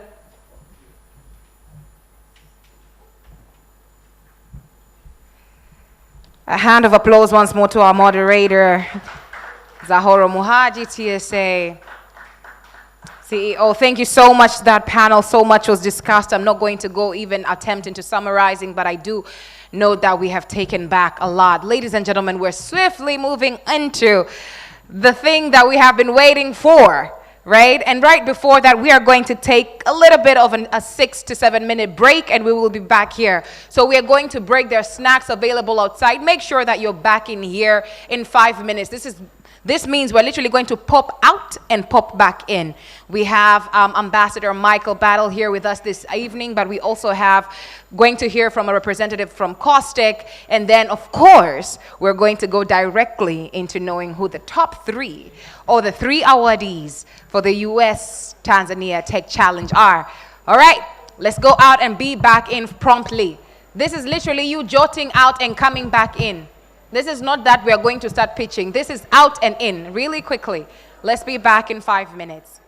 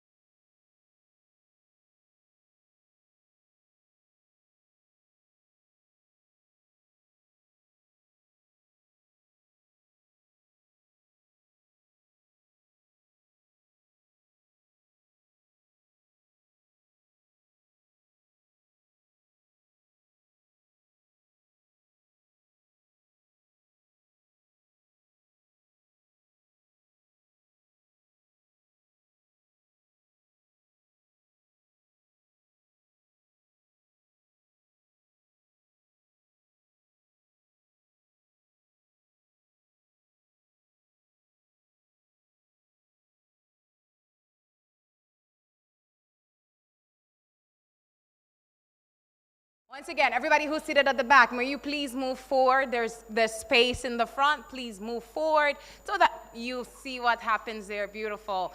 Hongereni sana, well done. That's great. So then, yes, the closer we are, the better. May I ask all the finalists to occupy this front row? May I ask all the finalists to occupy this front row to my left? All the finalists, the top 8 finalists to occupy this front row. All the finalists of the USTZ Tech Challenge to occupy this front row. Thank you very much, thank you very much, thank you very much, wonderful. If the front row is filled up, wonderful. Ladies and gentlemen, a time that we have been waiting for. When we have had great conversations today, we have been challenged, we have celebrated, we have laughed. Some of you might have gotten annoyed at some of the things that have been said, but then in them you're also positively challenged. We have struggled with time, we have kept time, but here we are towards the end of the day. And I just want to ask you to give yourselves a round of applause, guys.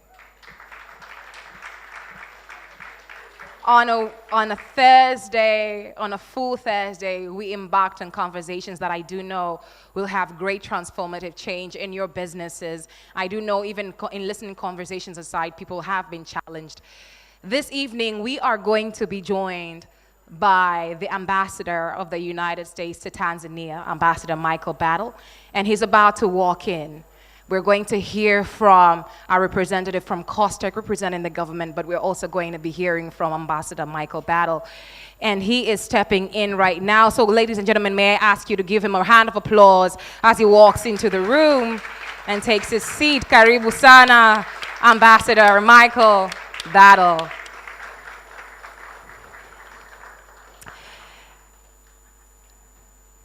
Karibu sana, karibu sana, karibu sana.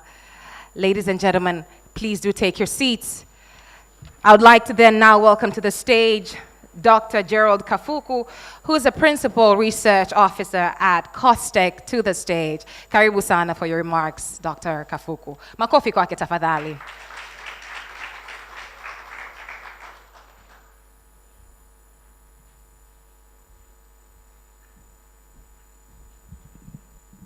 Thanks very much, Honorable Ambassador Michael Battle. Karibu sana, and invited guests. Point of correction, I was a principal so many years back. I'm now the manager of innovation and technology, so we can correct that. It's been a pleasure to welcome us here and to participate into this competition. And I have heard a lot of good discussion here. And as the government, we have learned a lot, and we're keeping on learning. Special thanks to the US Embassy here to contribute to our national policies, national vision, because we're driven by 3 key instruments. We know we're driven by the national vision, we're driven by the science policy of 1996, which calls us to promote innovation to attain a level of technological independence. And these products you see here are the ones that will enable us at least to attain that kind of independence. And we're driven by the research and development policy of 2010 that also calls us to strengthen our domestic design. And I see the use of ICT and AI to be part of it. It is all mentioned in those policies. And because we are keen in including these ICT issues in our key development, and that's why even we have the ministry special for ICT and communication. And like the minister said in the morning, we are reviewing our policies. We're putting up many programs to support the inclusion of ICT in our developmental activities. To the winners, looking forward to seeing you being given this award. At COSTECH, we have a mandate to support innovators. We're supporting technically, We're giving technical assistances. And today I was happy to see our products. Some of them were here as panelists. These are ventures and the like. And we have the first 2 centers in the country, the Buni Hub and DTBI. They have produced a lot of startup companies, not only in ICT, but also in other sectors, like agriculture, education, finance, and we have seen all this impact. And I'm really much very happy to see that you are also coming up to be our great partners to support us, because always our resources are not enough. We receive a lot of applications. This year we issued a competition called Makisatu, it's a national competition. We received more than 200, I think, applications. And we are going only to fund 20. So you can imagine more than 50 are eligible, but the funding is not that much enough. We are hosting the National Fund for Science and Technology, where we fund innovations and research, and we fund from ideation to commercialization.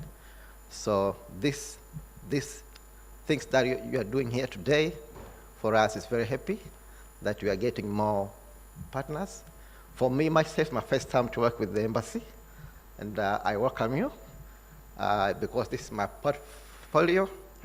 I would love to request that we upscale this funding scheme to include also sectors which are not directly to ICT. Our focus is to include ICT in the productive sectors. For instance, we're now piloting the prepaid water meter. It's the inclusion between ICT and the electronics to be able to support the water authorities to buy, to administer those bills using prepaid mechanisms. We do not have that in the country. So you see, it's an ICT to electronics. It involves engineering design. It involves software development. So those areas, we're looking for funding, and I'm glad that we're also going into that direction. So you're much welcome. We also love to see ICT being used in the climate sector. I will be discussing this a lot with the UNFCCC, because COSTECH is the national focal person for climate technologies. I'm glad I'm the one who was representing that in the country. We are looking forward to seeing the application of ICT and the digital technologies in the irrigation sector and the water management and early warning systems. So these are things that I would love to extend kind of request for you to consider working with us, both technically and, if possible, financially, we can join hands. For the AI discussion, I've heard a lot. People kind of fear, but let me just tell you that we should not fear. It's something that we can use for our benefit. What we should balance is the degradation of human thinking.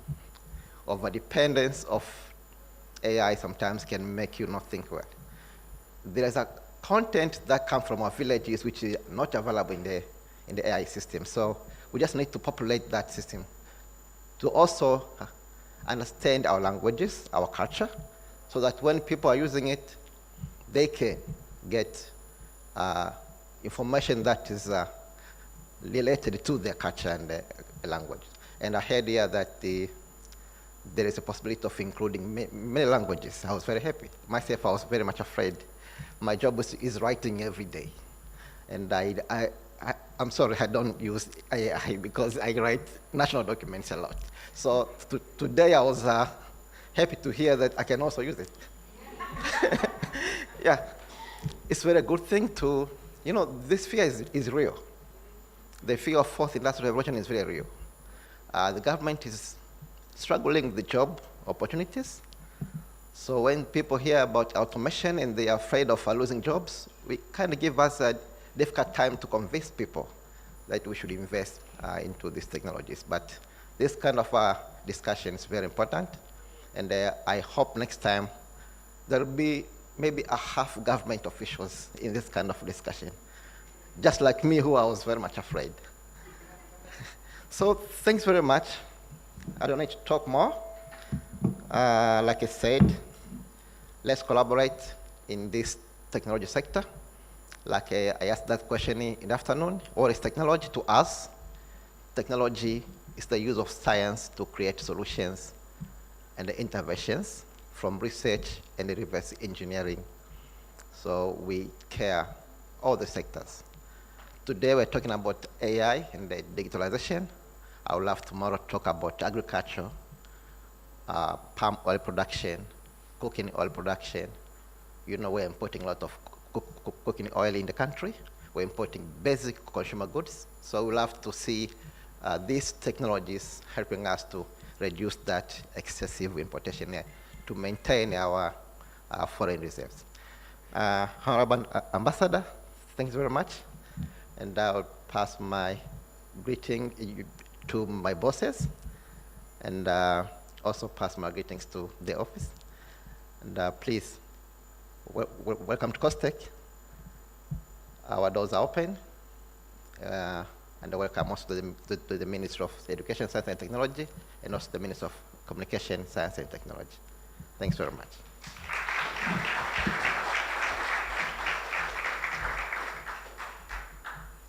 Ladies and gentlemen, Dr. Gerald Kafuku, Manager of Innovation and Technology at COSTECH.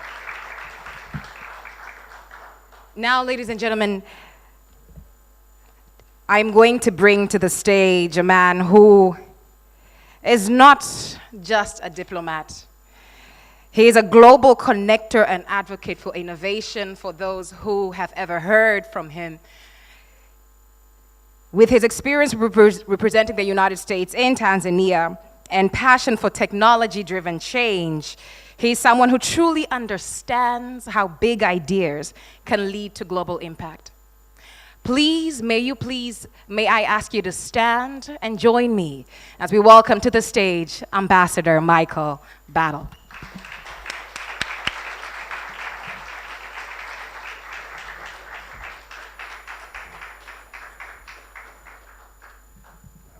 Tafadhali Caribou Kitty. Let me first make a comment that is not in my prepared notes, but is nonetheless extremely dear to me. Whenever I come into a room and see young, creative, cutting-edge scholars, it reminds me that I spent most of my professional career in academia, in positions from professor of philosophy to president of an academic institution in the US. So I am energized when I see you, because you represent not just the future of Tanzania, you are the present of Tanzania.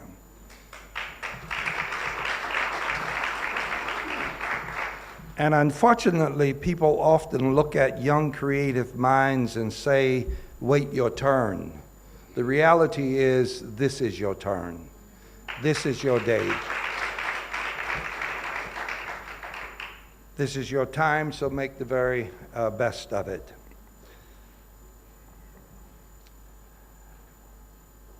So the competition has been going on, and you've now reached the finish line. And we hope that you've been motivated by what has happened today, as you've been engaging with leaders about how to protect information integrity, how to evolve the state of Tanzania's information environment, how to collaborate with each other to improve digital media literacy across this great nation. And last but never least, how to best monetize tech innovation. It is one thing to have a great idea, a great concept. It's another skill set to be able to monetize that great idea and great skill set.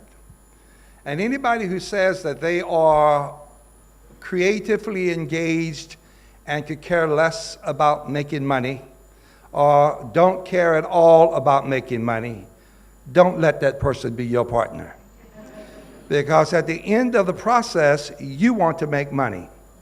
You want to have a multiplier effect, that you are hiring more people, you're creating jobs, you're creating activities, you're growing the economy of Tanzania, you're impacting all of East Africa, and you're making an impact on the world.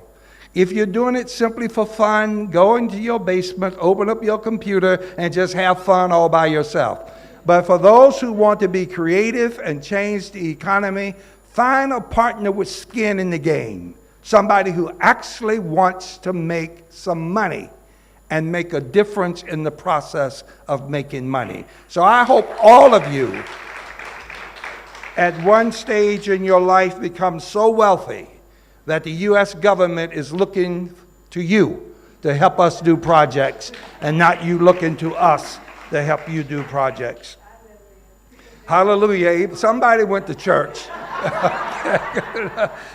We're all here today to strengthen our relationships with those who have the technological tools to tap the vital needs of growing businesses, with those who possess the creative and the creativity to best inspire fellow citizens to engage in a more inclusive and robust dialogue about the future of technology and the future of Tanzania.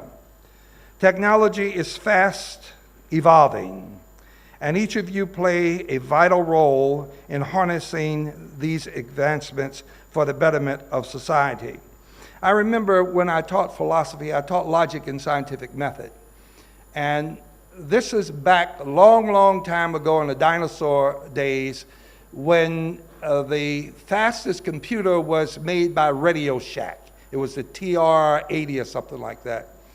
And because I taught philosophy and taught logic and scientific method, I would write the programs for my kids' computers, because program is no more than logical sequencing.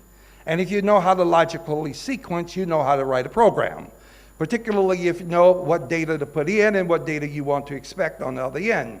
So I had never taken a computer science class, but I knew how to write programs. So I would write programs, feed it into the computer that helped my kids do their homework with all of their multiplication tables, all of their math assignments, discovery of different places around the world. You know, you type in what is the capital of, and you have a series of answers, and then if you click on the right thing, then the right answer is going to automatically come up. Technology is not complicated because it is logical. And because it is logical, you could figure it out. And when you could figure it out, you could then work on how to make technology work for all of us. As you said earlier, this whole notion of artificial intelligence. There was a time that all of us thought it was like the big boogeyman in the room. But every single time you pick up your phone and say, Siri, turn the flashlight on, flashlight is on. That's artificial technology. And whenever you, for example, my wife's car back home, you get into the car, click a little button, you say, set the temperature for 60 degrees. The car responds. The temperature is set for 60 degrees. That's artificial intelligence. We use it every day. It is up to you to show Tanzania, East Africa, and the world how your knowledge, your training, and your expertise is going to change the world. What I want to do now is to introduce a young man from Tanzania, educated in the US, a Tanzanian, who has done a phenomenal job in technology, Benjamin Fernandez, with Nala, what was a small company just a few years ago, with 7 people. Now he has over 150 people employed. He's already reached the $40 million mark, not 40 million shillings, 40 million US dollar mark. And when I was talking with him on last week with Gene, he is already anticipating by 2026, he will reach the 100 million US dollar mark. This is the possibility that is in front of you. This is the dream that I challenge you to have. Don't settle for small, itty-bitty dreams. And if your dreams are small, find somebody with bigger dreams so they can motivate you, that you can change the world. Don't just change it one step at a time. Make huge changes in the world. The world needs to be changed, and you are the ones with the power to change it. Let's listen to Benjamin for a moment. What's up, everybody? My name is Benjamin Fernandez. I'm the founder and CEO of Nala.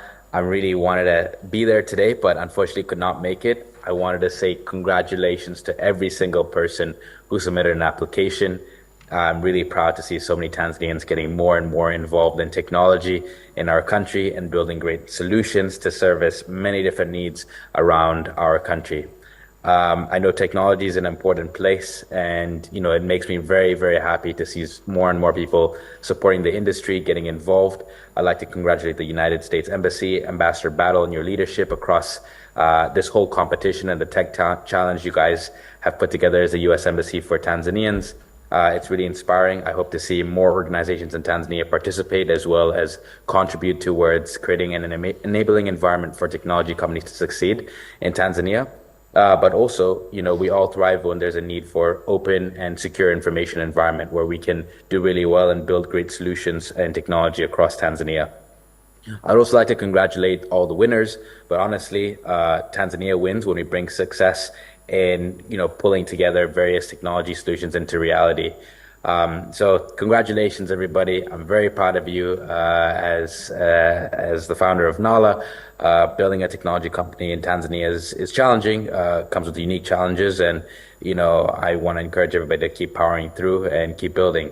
I wish when we started we had a technology challenge. That way it probably would have made things a lot easier and made my journey a lot quicker, but we didn't, and we had to power through and build and build and build and test and make a lot of mistakes and learn a lot of lessons along the journey. So hongera sana. I hope to be there next time as this hopefully competition continues, and nashukuru sana. Take care, everybody. See ya. Bye-bye.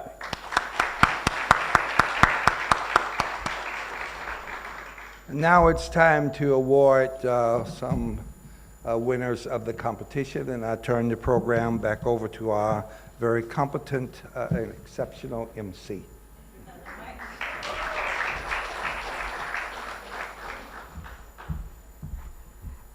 Ding, ding. Ladies and gentlemen, we have a video prepared, and so I'm going to ask you to now move your eyeballs over to the screens on the side, and we're going to have to get to watch about the journey and get to hear from the top 8 before we actually unveil the final 3.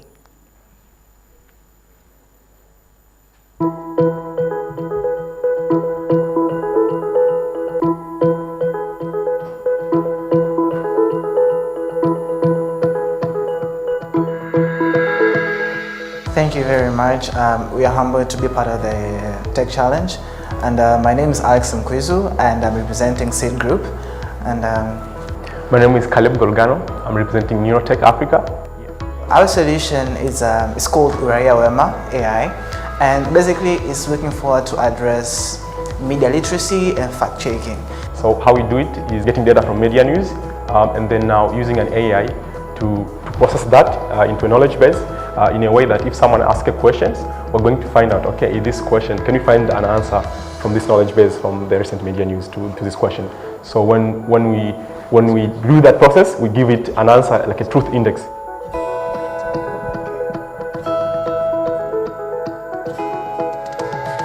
My name is Faine Simsola, and this is Baraka Kiranga. We are coming from Hamasa Media Group.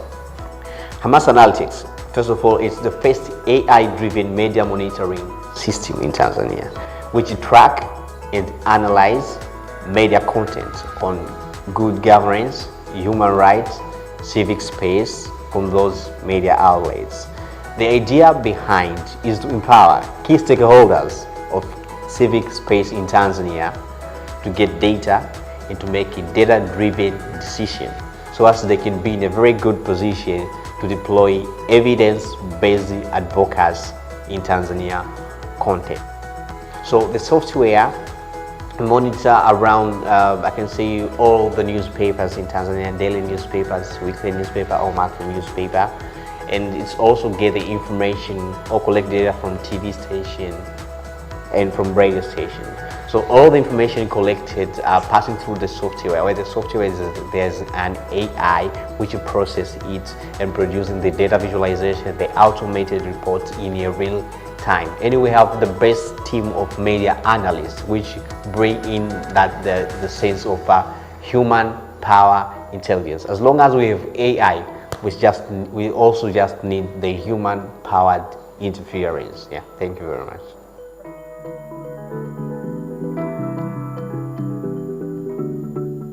I'm Beatrice Mkane, I'm from Sikika, and I'm working with my colleague from Mainstream Media. Hi, I'm Pascal William Chua from Mainstream Media Limited.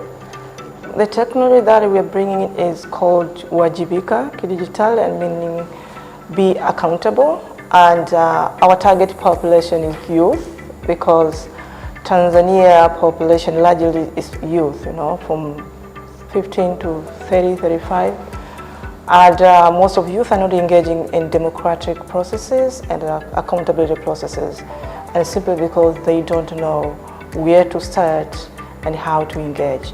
So our solution is going to promote youth engagement in accountability and democratic processes. Our application called the Wajibika Kidijitali will cover 360 channel communication. That means we'll start covering from the normal SMS, we'll go to the website, we'll go to the mobile application, and our mobile application will do both for iOS and Android users.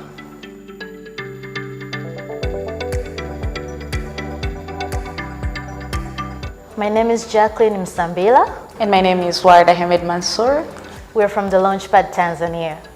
The Launchpad is the not-for-profit organization which is youth-based and women-based organization incorporated in 2019 through its digital wing, LP Digital. Its mission is to work interchangeably and intersectionally of digital skills, sustainable development, gender equality, and digital inclusion. We have created a solution which is called Sauti Zao. First is the Sauti Zao Forum, it's a platform which intends to bring together youth and women to discuss different discussion concerning civic dialogues, development. And also we have a part of LP Cyber Helpline, which intends to help the victims of cybercrime and harassment and bullying online to get the justice that they want and to get back on the platforms and continue using the platforms and solve the issue of digital gender divide. As well as we have a part of CSZ, the podcast, which it aims to solve the problem of misinformation by providing correct information from the correct sources. We also have physical training where we'll go to 3 regions in Tanzania, which is Iringa, Mbeya, and Morogoro. We're going to conduct a training on how to use and to navigate this platform. We're going to target youth and women to give them the skills that they need to navigate this platform and to effectively engage in civic discussions. My name is Loti Makuza. I am a startup lead of Rifali. And I'm Paul Mandela. We come from Smart Foundry and we present Rifali as my. Today we pitched Rifali, which is a news and content aggregation platform that aggregates information and content from different sources to help improve accessibility of information and knowledge to improve civic engagement.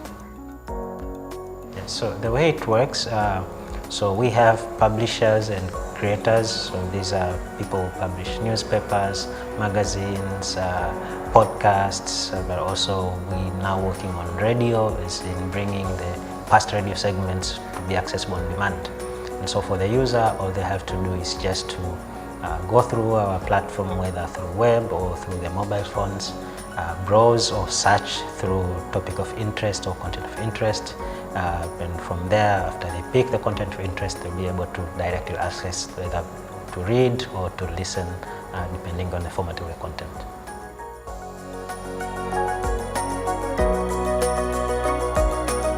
I'm Ziada Seukindo, a programs manager at Jamii Forums, and I'm here with our executive director, Maxence Mello from Jamii Forums as well.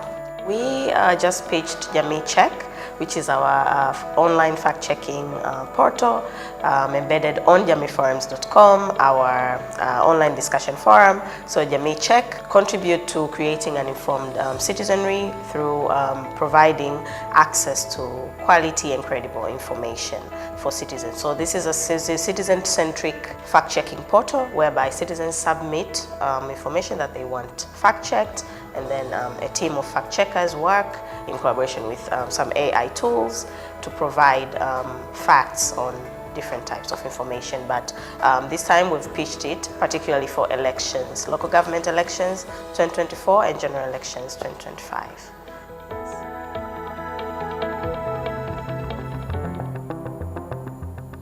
I am Ekene Onweyalo.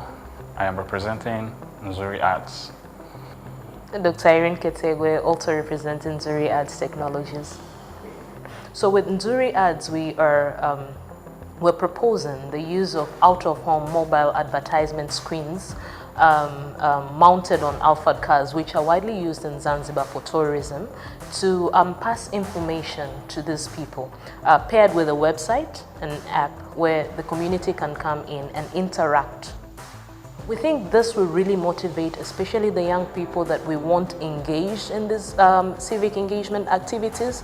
And so we think this will really invite and encourage them to take part in the process.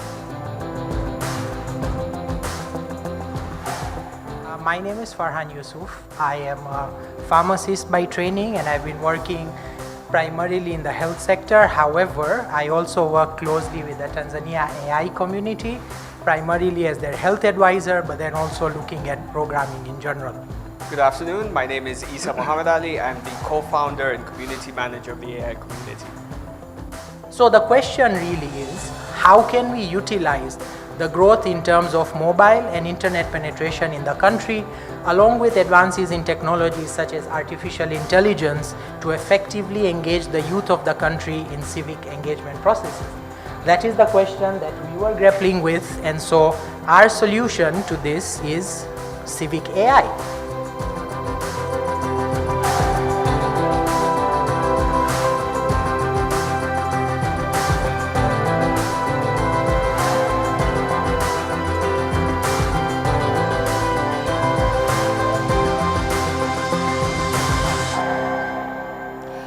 Ladies and gentlemen, a hand of applause to the 8 finalists, all the way from 113 applicants.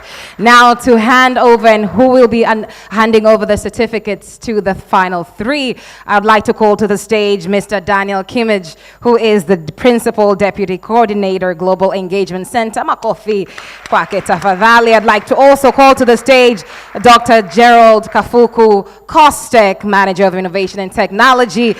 To the stage also, I'd like to call Miss Jean Clark, who is a Public Affairs Officer at the Embassy of the United States in Tanzania. And then I'd like to also then call to the stage Ambassador Michael Battle. Makofi kwake tafadhali.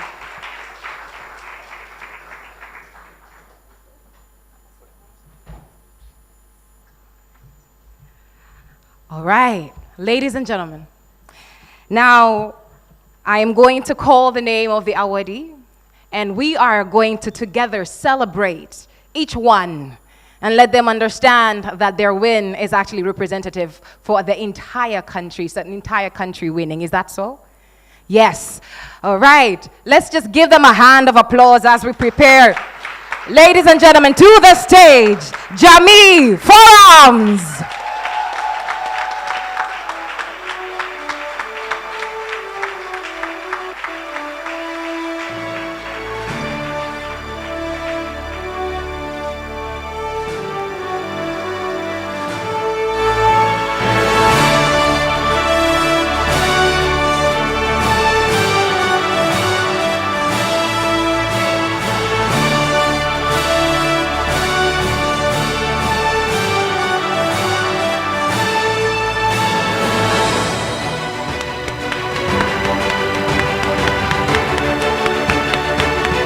Congratulations, Jamii Forums. Karibuni sana. This side, ladies and gentlemen, let's give the second awardee a round of applause as they come up on stage. Tupige makofi tafadhali. The Launchpad, Tanzania!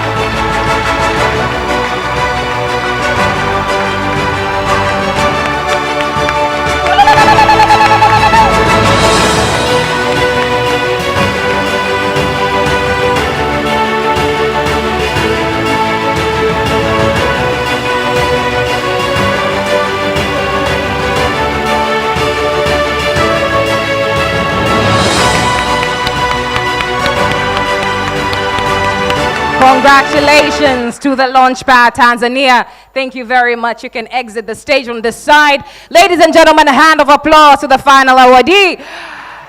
A hand of applause to the final awardee, Smart Foundry!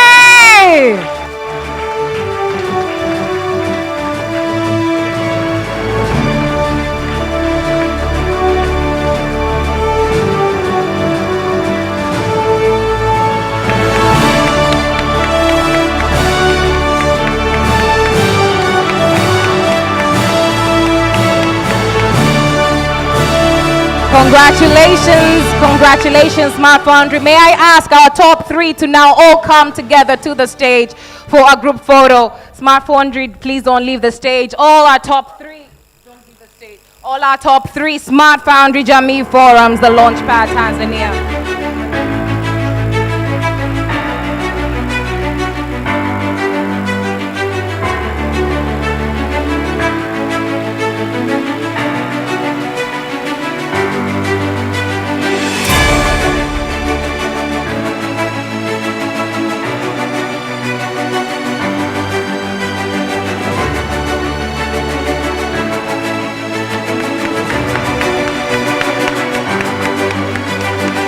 Ladies and gentlemen, may then ask all the top 8 to then also come on the stage. A hand of applause as they come up.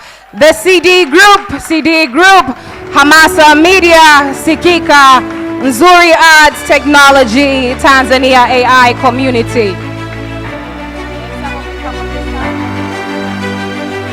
The tall ones going up to the back, tall ones going down to the front.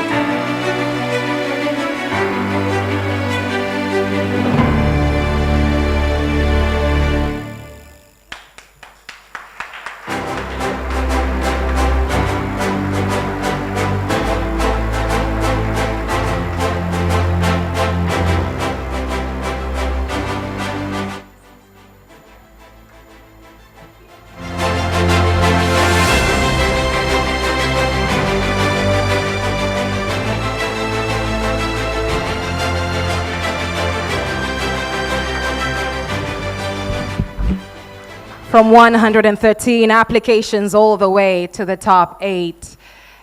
Hongereni sana. Thank you very much. Thank you very much, ladies and gentlemen. And those are your awardees for the US Tech Tanzania Challenge 2024. One final round of applause. Now, Ambassador, and Doctor, if you'll allow me, may I ask you to say something to the cameras, and perhaps, ladies and gentlemen, let's get a video capture of this moment. What I'm going to ask you to do is I'm going to say just 1, 2, 3, and you're just going to say US Tech Tanzania Challenge.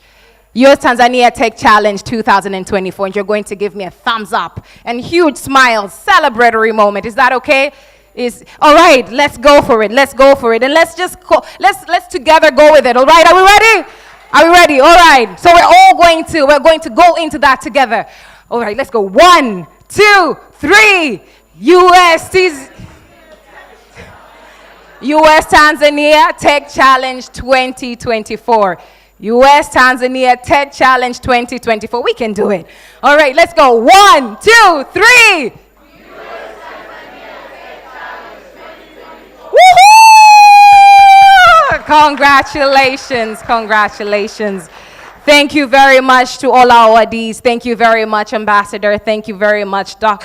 Kafuku. Thank you very much, Mr. Kimmage. You can please go ahead and take your seats. We are quickly rounding off our program for the day. Congratulations once again to every single awardee. Congratulations to all the applicants. Congratulations to the U.S. Embassy here in Dar es Salaam, in Tanzania. Congratulations to the Global Exchange Center, Global Engagement Center. Congratulations to every single applicant. Congratulations to everybody who has joined us from the very beginning of our engagement today all the way to now. Thank you very much for being with us and to following the conversation. Let's keep engaging. We are not done yet.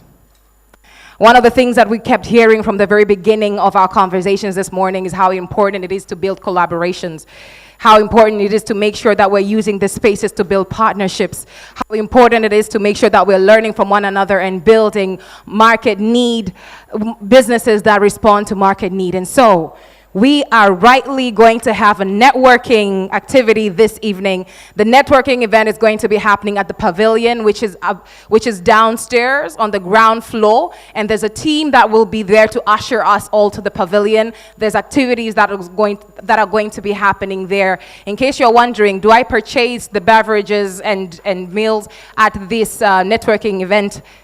They're free. But the conversations will literally cost you to move out of your comfort zone and actually have a conversation. And so, as we're rounding off our evening, as we're rounding off our day today, I just want to say thank you for coming. I'm going to ask you to give yourselves a massive round of applause. Kama kuna kigelegele huko ndani kirushe tu. Yes, 100%. US Tanzania Tech Challenge 2024, and we have come to the end of our event this evening. Thank you so much for coming. Thank you to all the partners who have come together to make this happen.